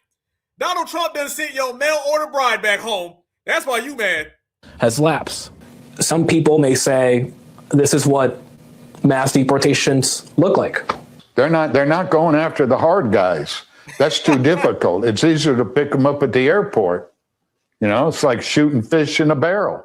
Suarez-Reyes was arrested as part of a recent crackdown by ICE at airports across the country. ICE is here. Help us. Back in Texas, Gannon says he deeply misses his fiancée. Hey, I see you in the chat. You said he looks like he's about to cry? Well, here you go. Who remains in ICE custody, facing deportation. Jasmine's good as gold. Love Jasmine. That's it. Why do you love Jasmine? Does Jasmine love you back? You done gave somebody a damn green card. Stop playing. Blue Chew for a green card. Love Jasmine. That's it. We contacted the Department. love Jasmine. That's it. You damn right that's it. We contacted the Department of Homeland Security about this case, but have yet to hear back. Immigrants like Suarez Reyes would typically not have been targeted for deportation and arrest under prior administrations. But the Trump administration has taken the position that anyone whose immigration status has lapsed is fair game. AKA, anybody can get it. Anybody can get it, fam. But that's not the only ones who be upset. Oh, a lot of other people are upset too, family. Everybody's upset. Notice the theme. These W's who've been milking the system, they hurt too. I lost not a lady working for me. I lost a friend. I don't know if this enough to describe why I did not sleep all night today. So here is another level of trauma for a group of individuals that have already experienced horrific trauma in their lives and horrific loss. Here is another separation from the person that they trust to care for them. She doesn't deserve it. She's so giving. Fam, they done lost their slaves. That's what this is really about. When they lose their slaves, fam, they start acting real crazy, fam. That's what that's really about. So you got them folks crying. They upset. They talking about, oh, I'm so upset. That lady's upset because her caregiver slave. Because, fam, let's go there, fam. Let's go there. They talk all that stuff about the Haitian caregivers, fam. Them W's treat them like slaves. Remember that old clip that we showed back in the day? Up in, I want to say it was in like Massachusetts, where the Haitian family was living with the W's. And somehow the W's convinced them they was going to own their own store and all that stuff, fam. And they was basically cooking for them and cleaning for them. Remember, it was like, get out. It was straight up like, get out, fam. Them Haitian caregivers, the Jamaican caregivers, fam, they ain't nothing but slaves. Y'all know how the system of supremacy work, fam. We always got to tell these people about the system of supremacy. We ain't telling them no more. You on your own. But guess what, fam? They're happy, fam. They're happy for an ankle monitor. They don't want to get deported back home. They don't want to take thousands of dollars. And they're okay with being slaves. I tell y'all, they'll do anything to be next to the dominant society. Any damn thing they could be next to the dominant society with. Y'all remember them old stories back in the day? They come over here and them caregivers, man, they be out there doing every damn thing for massa. Fam, that's something that nobody really talks about, is the caregiver slave trade. That's what we're going to have to start calling it, fam. It's the caregiver slave trade. The caregiver slave trade has been going on for a while. Here's another one. Watch this right here, fam. We ain't lying. The caregiver slave trade, where all of these Caribbeans and Africans come over here, and they be up on these W's. I'm embarrassed for our country. I am, as a veteran, as an American citizen, I am embarrassed. This is not the country that I grew up in. This is Sweet Adelaide. Alan McKinney proudly displays his life's achievements, a flag dedicated to his time in the military, and family photos of those closest to him. So we're together like two Siamese twins. He's not talking about his beloved wife, Laura. She sadly passed last year, but her caregiver, now his. We aren't using her name or sharing photos because her temporary protective status could run out in the next 24 hours. So she's hiding too. And fam, is he using the caregiver the same way the old man was using the mail-in bride? Fam, if you think for 1 second these W's, I don't give a damn if he's 88 years old, is seeing that Haitian walk around his house and he's not wanting to do what Massa was doing back in the day, you crazy. Crazy, crazy.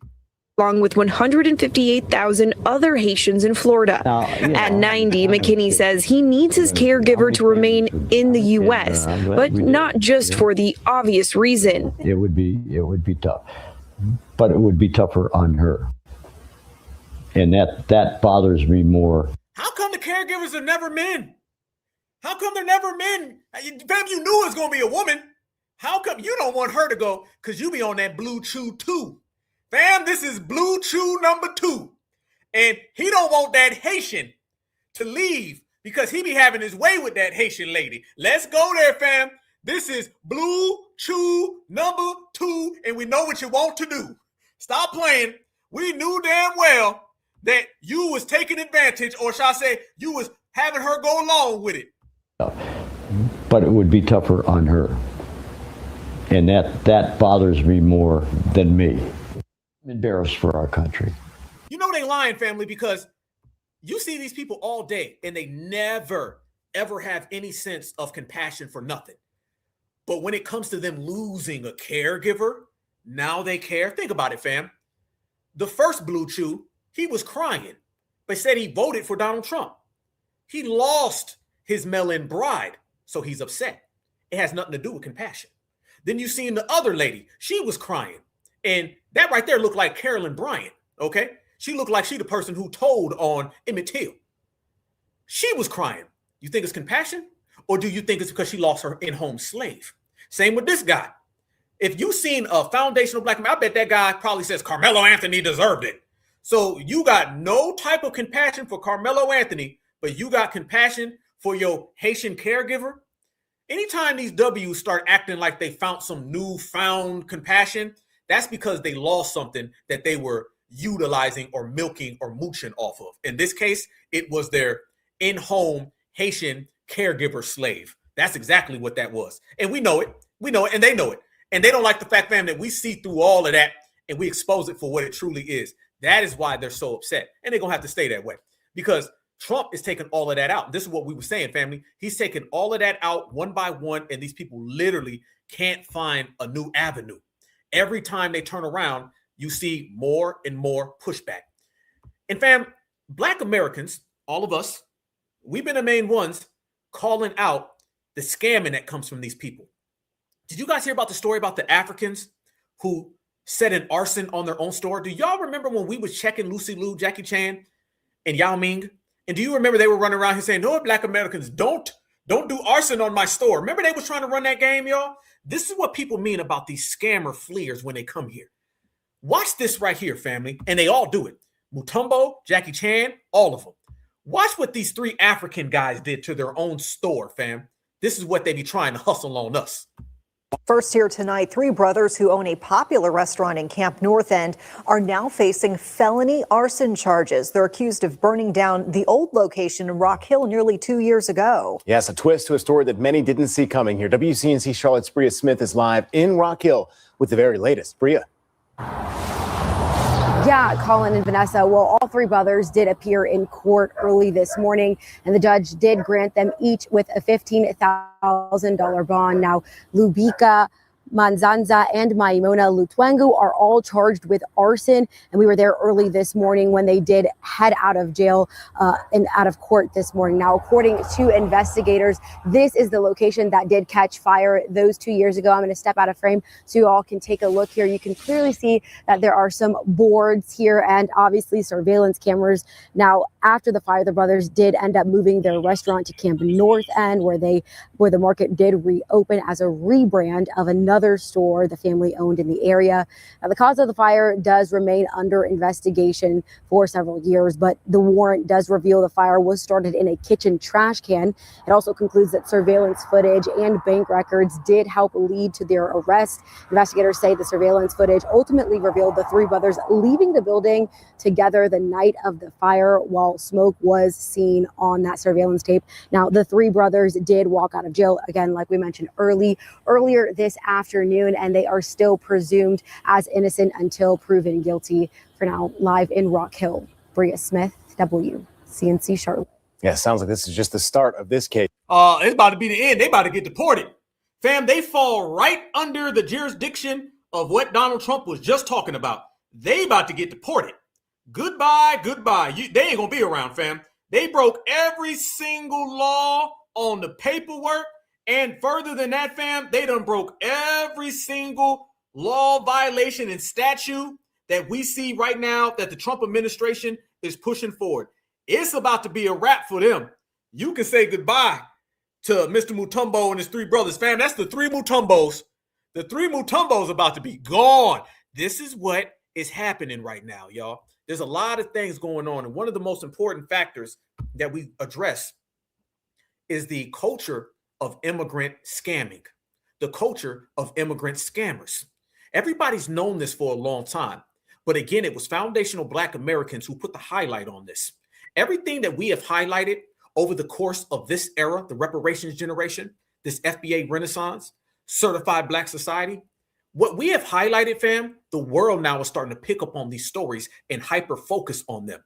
Everybody knows about the immigrant scammers. We were the first ones to know because we used to see these people always trying to scam FBA with their fake Rolexes, with their DVDs, with their go back to Africa packets, go to Jamaica, go to Haiti, their little corner stores, Lucy Liu, Jackie Chan. Nobody has had a face-to-face encounter with an immigrant scammer more than foundational Black Americans. So by us delineating and signal boosting, everybody from the outside ended up picking up on these stories. So now this is why you're seeing people call them out directly. Notice in that right there, fam, they were talking about them being Africans. 7 years ago, they would have said they were just Black people and they would have tried to dump that off on us. Nobody's doing it no more. They say the Somali scammers, that whole Somali scammer thing that Donald Trump kept fixating on, fam, a couple years ago, they would have said those were Black people. Delineation stops that from happening. Regulators, we prevent that. We push that back. No longer can people pretend to be us just by saying the word Black. It has to be foundational Black American or it ain't Black at all. And that's the energy we've created. We've created an atmosphere where now, if it ain't foundational Black American, it ain't Black. Remember that. So in essence, family, we got them both locked up. We got them both on lockdown. If you say that you are Black, we're going to say, no, you're not FBA. You must be Somalian. No, you're not FBA. You must be Nigerian. See, no longer can people come in and just claim Blackness because FBA has such a strong hold on that. And we've done it by our activism and we've done it by standing on business and pushing our principles. We now, family, have made Blackness and foundational Black American synonymous. No longer is Blackness associated with foreigners, because we understood the foreigners used to try to use that. They would milk that dry. They would hold on to that. And just by us regulating, we done put it all on the line. Let me tell you about regulating, fam. Regulating is so powerful. It's so no nonsense. It is so straight to the point. Regulating is so direct that people have no choice but to take notice of it. Everybody takes notice of this regulating wave that foundational Black Americans have created. And I believe the regulating started right here in this chat, okay? The real certified regulator started right here in this chat a few years ago. And certified salute to all my new riders and subscribers who done pulled in, because we just got more people joining this wave, y'all. The birth of the regulators started right here. And family, let me tell you something. Everybody's taking notice now. Grandma out here regulating, grandpa out here regulating, cousins out here regulating, the babies regulating, and the dominant society is watching the way we regulate these people. That's why they're always coming and trying to cherry pick what we're doing. This is why you're getting Donald Trump talking about the babies of slaves. What we're doing now, with every time he acknowledges that is only furthering our separation from these people, and it's making our paperwork tighter. Not because he's doing that on purpose, but because we're smart enough to utilize it. The more the birthright citizenship and 14th Amendment conversation goes in front of people, the more it's on the table, the more we speak about it, the more foundational Black Americans got a tight grip on it. And we're going to take that all the way to the reparations bank. Only thing that has happened is foundational Black Americans handling business. And foundational Black Americans have handled business so perfectly, so flawlessly, there's no choice but for everybody to move out the way and for us to go get paid. Trust me on that. Let me show you this right here, family. Furthermore to what I'm talking about, you see this has turned into something way different that they didn't want to happen. And foundational Black Americans made this happen. Trump is out here telling everybody how he feels about these people, and it's only real. Of decisions made by courts, including, I guess, the Supreme Court. If you say it was a bad decision in the Supreme Court, I think the Supreme Court ought to be ashamed of itself for a lot of reasons, okay? Woo! A lot of reasons. I think the Supreme Court ought to be ashamed of itself for a lot of. Did he say that with his chest? He said that with his chest, didn't he? Supreme Court. I think the Supreme Court ought to be ashamed of itself for a lot of reasons, okay? A lot of reasons. I got to live with these people, and I say this, and they'll only vote bad, and I couldn't care less at this point. They have hurt this country so badly because they haven't had the guts to do what's right. Damn, family. Well, if you add that on top of this right here, you're going to really see the details on this executive order that Donald Trump ended up writing. I'm going to pinpoint exactly the main stake of this broadcast, and this is going to bring home everything that we were talking about. Watch how the walls close in and there's nowhere to run. Donald Trump has issued 2 new executive orders on birthright citizenship. If you thought you just heard about that, you're correct, because recently the Supreme Court ruled in Trump versus Barbara that children born in the United States to parents, even here unlawfully or temporarily, are subject to the jurisdiction thereof and are U.S. citizens. And we're going to get into this in a second. One of these executive orders specifically targets birth tourism, starting with the language that U.S. citizenship is among the greatest inheritances a nation can bestow, and is not to be acquired through exploitation like birth tourism. And in the executive order, Trump directs the Secretary of State and Secretary of Homeland Security, so basically governmental departments, to update any rules or policies they need to discourage and prevent birth tourism. Now, the second executive order, titled Continuing to Protect the Meaning and Value of American Citizenship, again targets executive agencies, and this time says, don't issue any citizenship documents to people in the case of these exceptions. For example, if either parent is an enemy of the U.S., for example, a member of a foreign terrorist organization, or they work for a foreign government, or in these other exceptions like birth tourism or surrogacy. This exception. An enemy of the U.S., an enemy of the U.S., an invader. Family, by that jurisdiction, they can apply that to everybody. When I say they can apply that to everybody, watch. They're going to start saying that anybody who comes over here is an enemy of the U.S. How do you know that is what they're going to do? It's because they've already done it. You probably thinking to yourself right now, they've already done it. What you mean they've already done it, Black Alpha? I'm going to tell you, this ain't nothing different than the travel ban. Remember, fam, not all the people who came from them countries was bad. He was still able to ban the whole damn country, though, wasn't he? What was the precedence that he used for the travel ban? It was these people are in areas that are occupied by foreign governments who are aggressive to the United States of America. So therefore, he ended up banning a whole damn country based on the logic of these people are aggressors and outsiders. If he can do it to a whole damn country, he will do it to individuals. You're going to start seeing people show up to the United States of America, and he's just going to say, you're an enemy. They're going to say, I've never done anything wrong. He's going to say, well, you come from this area with that person and you may be a suspect. You need to step aside. While they step aside, they stay on the outside. They don't come in. This is the travel ban, family. This is the travel ban. And remember, he did a Muslim ban. If you can ban Muslims and if you can ban countries, you can ban Julio or Mutombo or Lucy Liu, especially when you add the fact that you have birth tourism. Family, not only did his executive order directly strike and attack birth tourism, he also went after birthright citizenship. This is why when you look at the headlines, they use those both interchangeably. That executive order went after both of those using precedents that were already in place. And then you add on how it gets implemented and it's a wrap. I'm here to tell everybody, the Democrats can't fight this. And the reason why the Democrats aren't going to be able to fight this, family, is because this isn't something that they can just go and say, oh, we're going to go vote on this specifically. Because if the Democrats were to go and strike this down, they would have to end up striking down laws that have already been on the books for a long time. They don't want to do that. If the Democrats try to fight this, then the Democrats are fighting the Immigration and Nationality Act. See, when Donald Trump evokes the Immigration and Nationality Act or the Alien Enemies Act, they can't fight that. The reason why they can't fight that, brothers and sisters, is because in order for them to fight that means that they would have to replace this long-standing law. And if you want to stop this long-standing law, you're going to be looked at as somebody who's inadequate and somebody who has nefarious agendas. And y'all know they don't like having their nefarious agendas exposed. The executive order signed by Donald Trump to attack birthright citizenship and birth tourism are two powerful things that is going to be like hell for these people to stop. But it's going to bring hell for all of these illegals. And it's going to be a hell of a long time before anybody does something about it. But it'll be forever because foundational Black Americans won't give a damn. Let me show y'all exactly another reason why we don't give a damn. How the Democrats going to stop it when foundational Black Americans done delineated and regulated that ass? And now they going broke.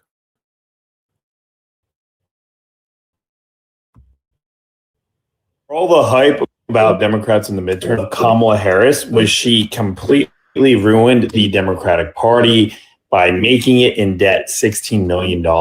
Which, by the way, when Hillary Clinton ran for office, she actually cleared the Democratic Party's debt. Kamala, on the other hand, spent as much of their money as possible, gave it to all of her consultants, and then put them $16 million in debt. This is one of the few times Republicans far outfund the Democrats, but it gets even worse when you realize that Elon Musk is also entering the race on behalf of Republicans. So this may be the first race where Republicans have a severe financial advantage, at least in this point, unless other huge donors come into play, which right now is not looking like it. Damn. Start of 2025, the RNC, Republicans, $38.1 million, zero in debt. The DNC, Democrats, $22.1 million, zero in debt. Fast forward to the end of 2025, the RNC, $95.1 million, zero in debt. Democrats, $12.6 million, $16 million in debt. Family, they accumulated $16 million in debt, and they did it within a calendar year. The only suitable, realistic, genuine, sincere answer that you could possibly come up with to answer that equation right there, family, is foundational Black Americans done black that ass out. That's what it is. And when we said we not voting for Kamala Harris and she went around spending all their damn money, she put them in the hole. This is why they don't want her to run again, because they view her as a failure. The 24/7 blackout, and now they're admitting Kamala is the reason why their asses went in debt. Democrats in the midterms, you have to understand how broke they are. One of the biggest consequences of Kamala Harris was she completely ruined the Democratic Party. Consequences of Kamala Harris was she completely ruined the Democratic Party. And who ruined her? Damn, she ruined the Democratic Party and we ruined her. And that's why, family, you're starting to see stuff like this right here pop up. And it's getting very, very interesting out here in these certified streets. New 2028 Democratic presidential poll released. Kamala Harris has 5%. They don't believe ALC is going to do anything. They don't believe Booty Check can do anything. They don't believe any of these folks can do anything. They just want it not to be Kamala Harris. That's why. Kamala Harris right now is being blamed because FBA ruined her and she couldn't attain the vote. The same people who are leaking all of those photos with Roland Martin are the same people who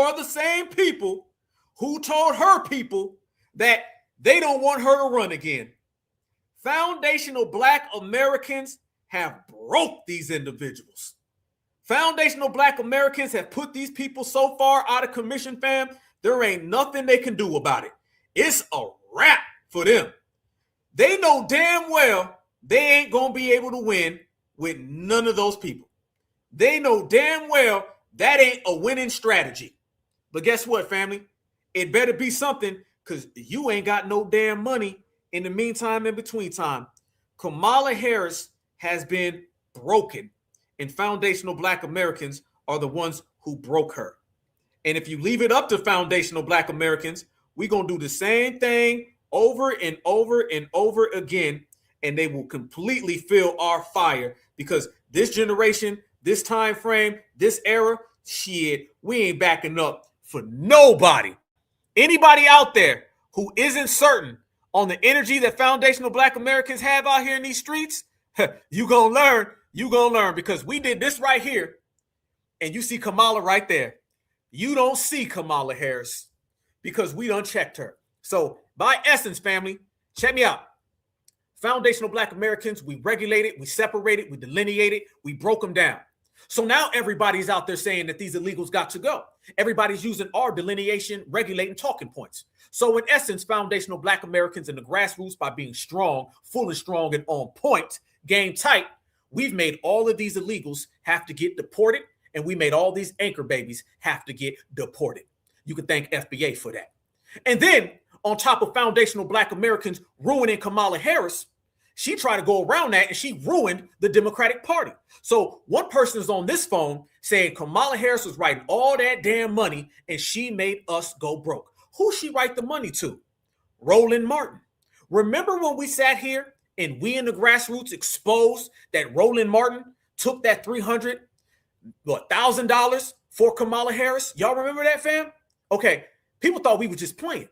Well, let me tell you what ended up happening. That's got consequences. They say elections have consequences. Regulating has consequences. We called out that Roland Martin and all those little Democratic shields was taking money for softball interviews, and we signal boosted it so everybody seen it. The Republicans who watch us, the Democrats who watch us, now they seen where the money went. They seen that Roland Martin was getting money from Kamala. And when Kamala Harris made the Democratic Party go into bankruptcy, the first thing they thought of was, them damn FBAs were making videos exposing who was getting the money. When they did an audit of Kamala, and then they looked and seen that the money went to a nobody like Roland, they was like, hold up. And then when they turned on all of our broadcasts, like right here, and we put up the receipts that the money was going to Roland, they said, hold up. We went bankrupt in 2024, and we're trying to win 2028, but we ain't got no damn money.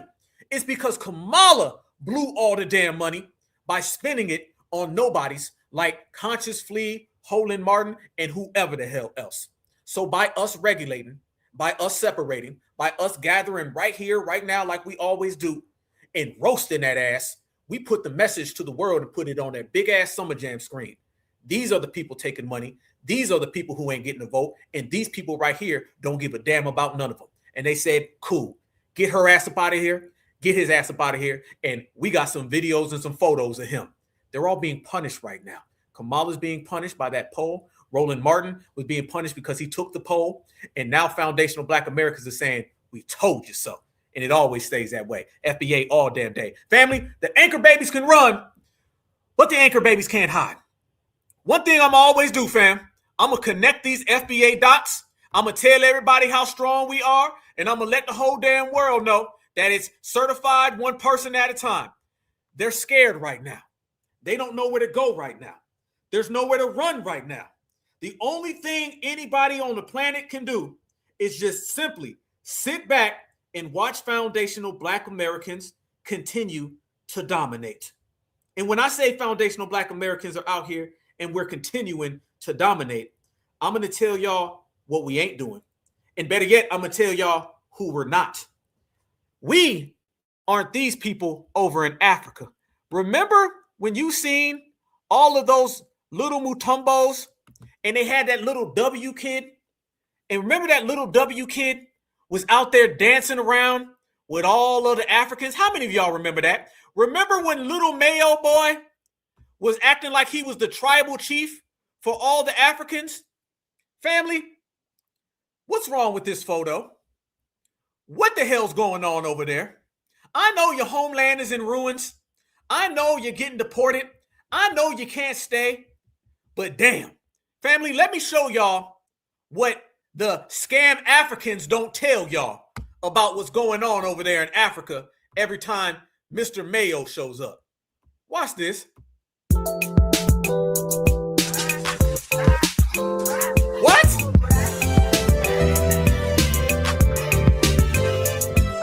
Hell no!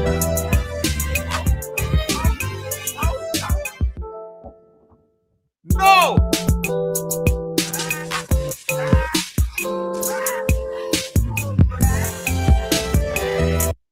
There goes your scam Africanism.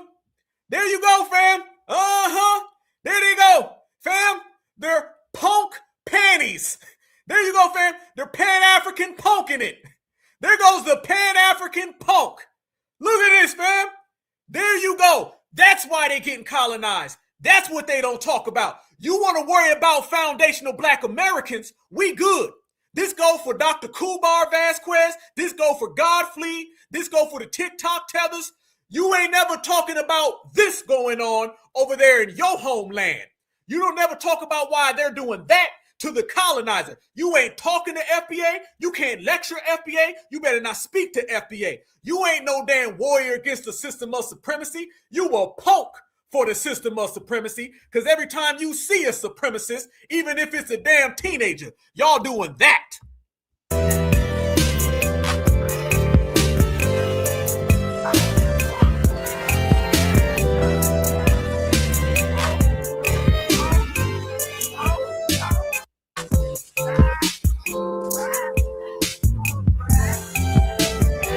There you go, family. That's what they doing over there, and they ain't like us. That's a match made in Mayo. And every time you see a match made in Mayo, you gonna see a Mutombo. Speaking of Mutombos, there's a particular Mutombo that I want you guys to help me out. I came across this photo of this Mutombo guy, but nobody put his name on the photo. So I'm like, damn, you seen one Mutombo, you kind of seen them all, right? So I don't know this guy's name, and me being a foundational Black American, because y'all know, unlike them, we actually have manners and we actually are precise, and I don't like to just refer to people as Mutombo all the time. So I wanted to know what this guy's name was. Somebody right now, can you tell me what this man's name is, or what we should call this person? Because I know he's a Mutombo, but he's a very, very, very, very, very, very big-headed Mutombo. And I heard he was the head of the class. And I heard that he's heading somewhere. I heard he wants to be the head of the state, of his village. But I don't know yet. We're going to wait till the facts come out. And I need y'all to tell me right now, what's this man's name? What should I refer or address him as? Because, family, I see clearly the guy's kind of got a situation going on. You know what I'm saying? Up there. And somebody said shovel head, peanut head, lumpy head, lost scalp. Damn. Damn, damn, damn. Damn, damn. Cyclops. Damn. Somebody said pump, cranium fleer. Damn. Lumpy, Kofi. I'm done. I'm done with that. Conehead, Yoruba. Damn. Triple dome. I see you, beloved. Milk dud. Helmet head. Ouch. Roblox. Damn. Damn, damn, damn. Damn. Swollen face. Brainiac. Walnut. Hetty Murphy. Oh, I'm done. I'm done. Black folks, it's over with. Somebody said Hetty Murphy.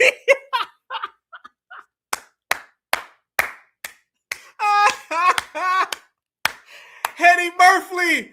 Damn. Minecraft. Hetty Riley. Hetty Riley. Hetty Murphy. I'm done with y'all black folks. Damn. Damn, the head tether in charge.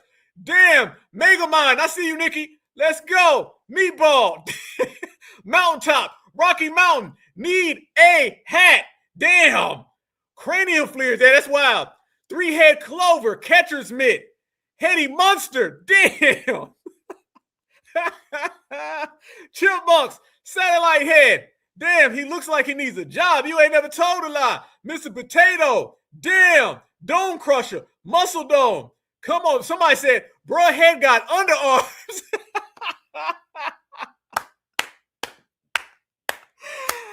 Damn. Juggernaut. Juggernaut. Damn. Funny. I caught that. I see you. I caught that. Let's go. Oh, that's Black Truth. Oh, you already know he got him. Shout out to my brother Black Truth United. There it is. Somebody said BBL head. Hetty Winslow.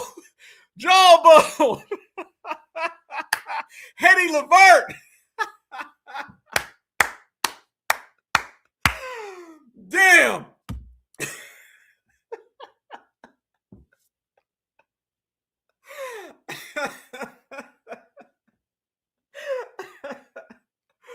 Oh,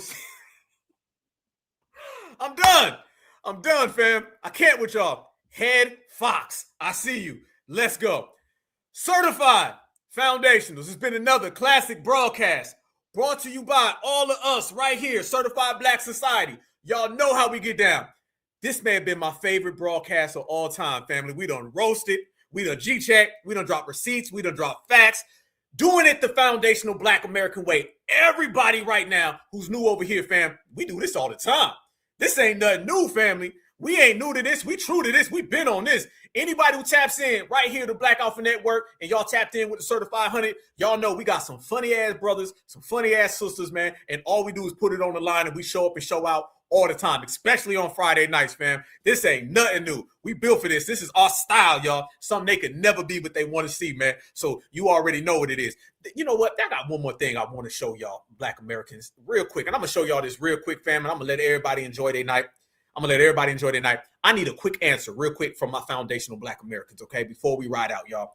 Right now, y'all, I need my certifieds to help a brother out. Let me see if I can pull this on up real quick, fam. Okay, real quick, before y'all bounce. Somebody in the chat right now, read this right now, family, and give me, right now, it's Friday, fam. We ain't turned up on the Friday in a long time, baby, and I'm loving the vibe right now.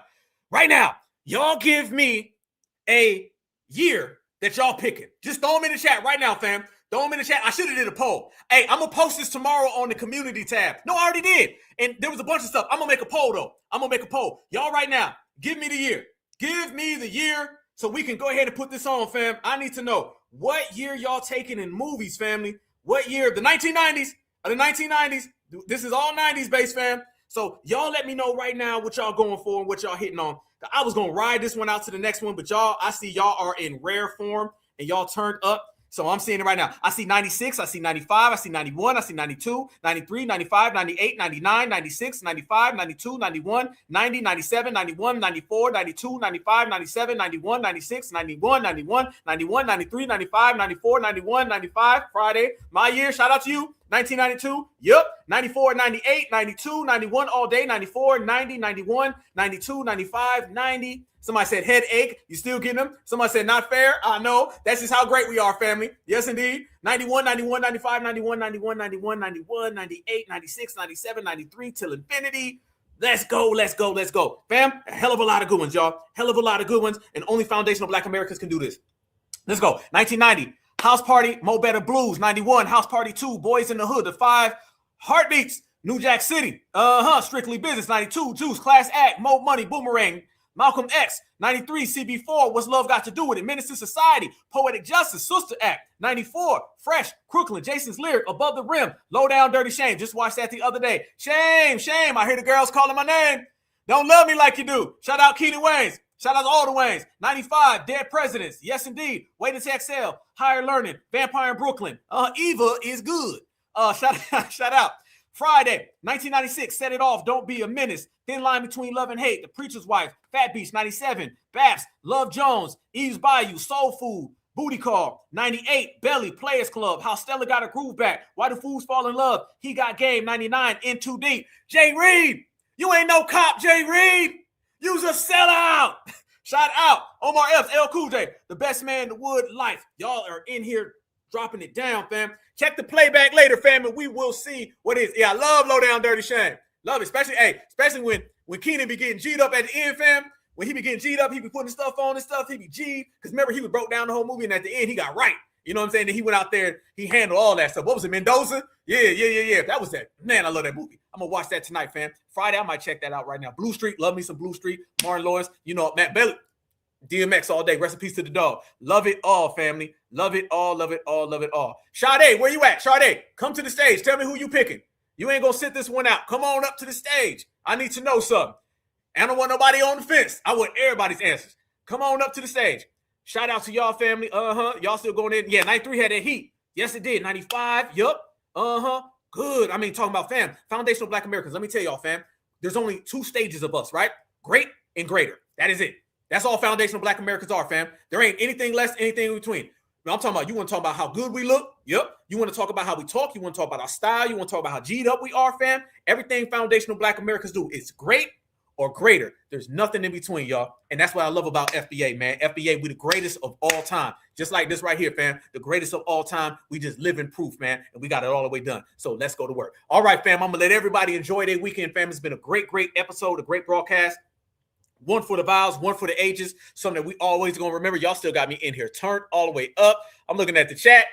and y'all are in here laying it down, man. But yo, listen, I want everybody to make sure that you tap in to the Black Alpha Network, fam. This weekend, we're going to have some more stuff coming out. Y'all go to certifiedhunted.com, okay? Go get y'all a hat, a shirt. We got them all, the regulators, everything that y'all be seeing me rocking, Reparation Generation. Shout out to everybody. People been sending me a lot of pictures of them rocking the gear and stuff, man. I love that. I appreciate that, fam. Certifiedhunted.com. Appreciate my brother Black Truth United for helping me put that together. Y'all go to blackalphanetwork.com. We got it all, fam. We just going to take it all to another level, man. So y'all stay good. Y'all stay safe, man. I love you back. I love you back 2 times, my sister.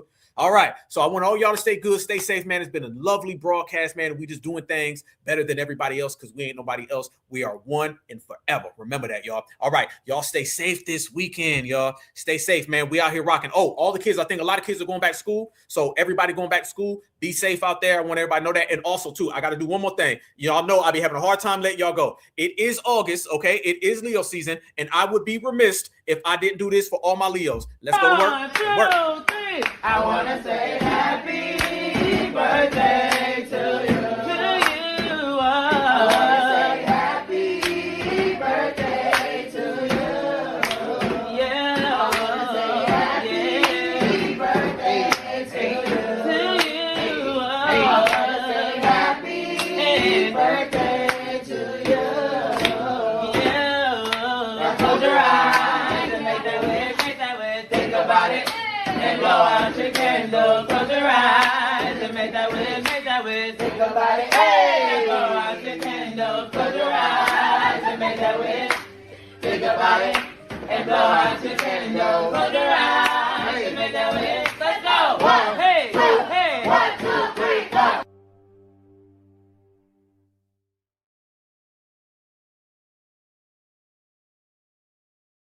Happy birthday to all the Leos, and I appreciate everybody for giving me the birthday love last weekend, man. Much love, much respect. Shout out to all of you guys, your birthdays, your family's birthdays, the ones before, the ones after, all the way around. We're going to do that every first of the month, man. So I love y'all. Now let me let y'all Black Americans go enjoy y'all weekend, man. Certified salute, man, from your brother Black Alpha. I want everybody to stay good all the time. We on the grind, fam. And remember, no matter what you do, no matter where you at, Black is beautiful, and beautiful is always Black. Peace and love, peace and love, peace and love.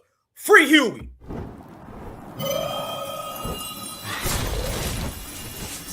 Black Alpha Network. Home of Black excellence. Power to the people.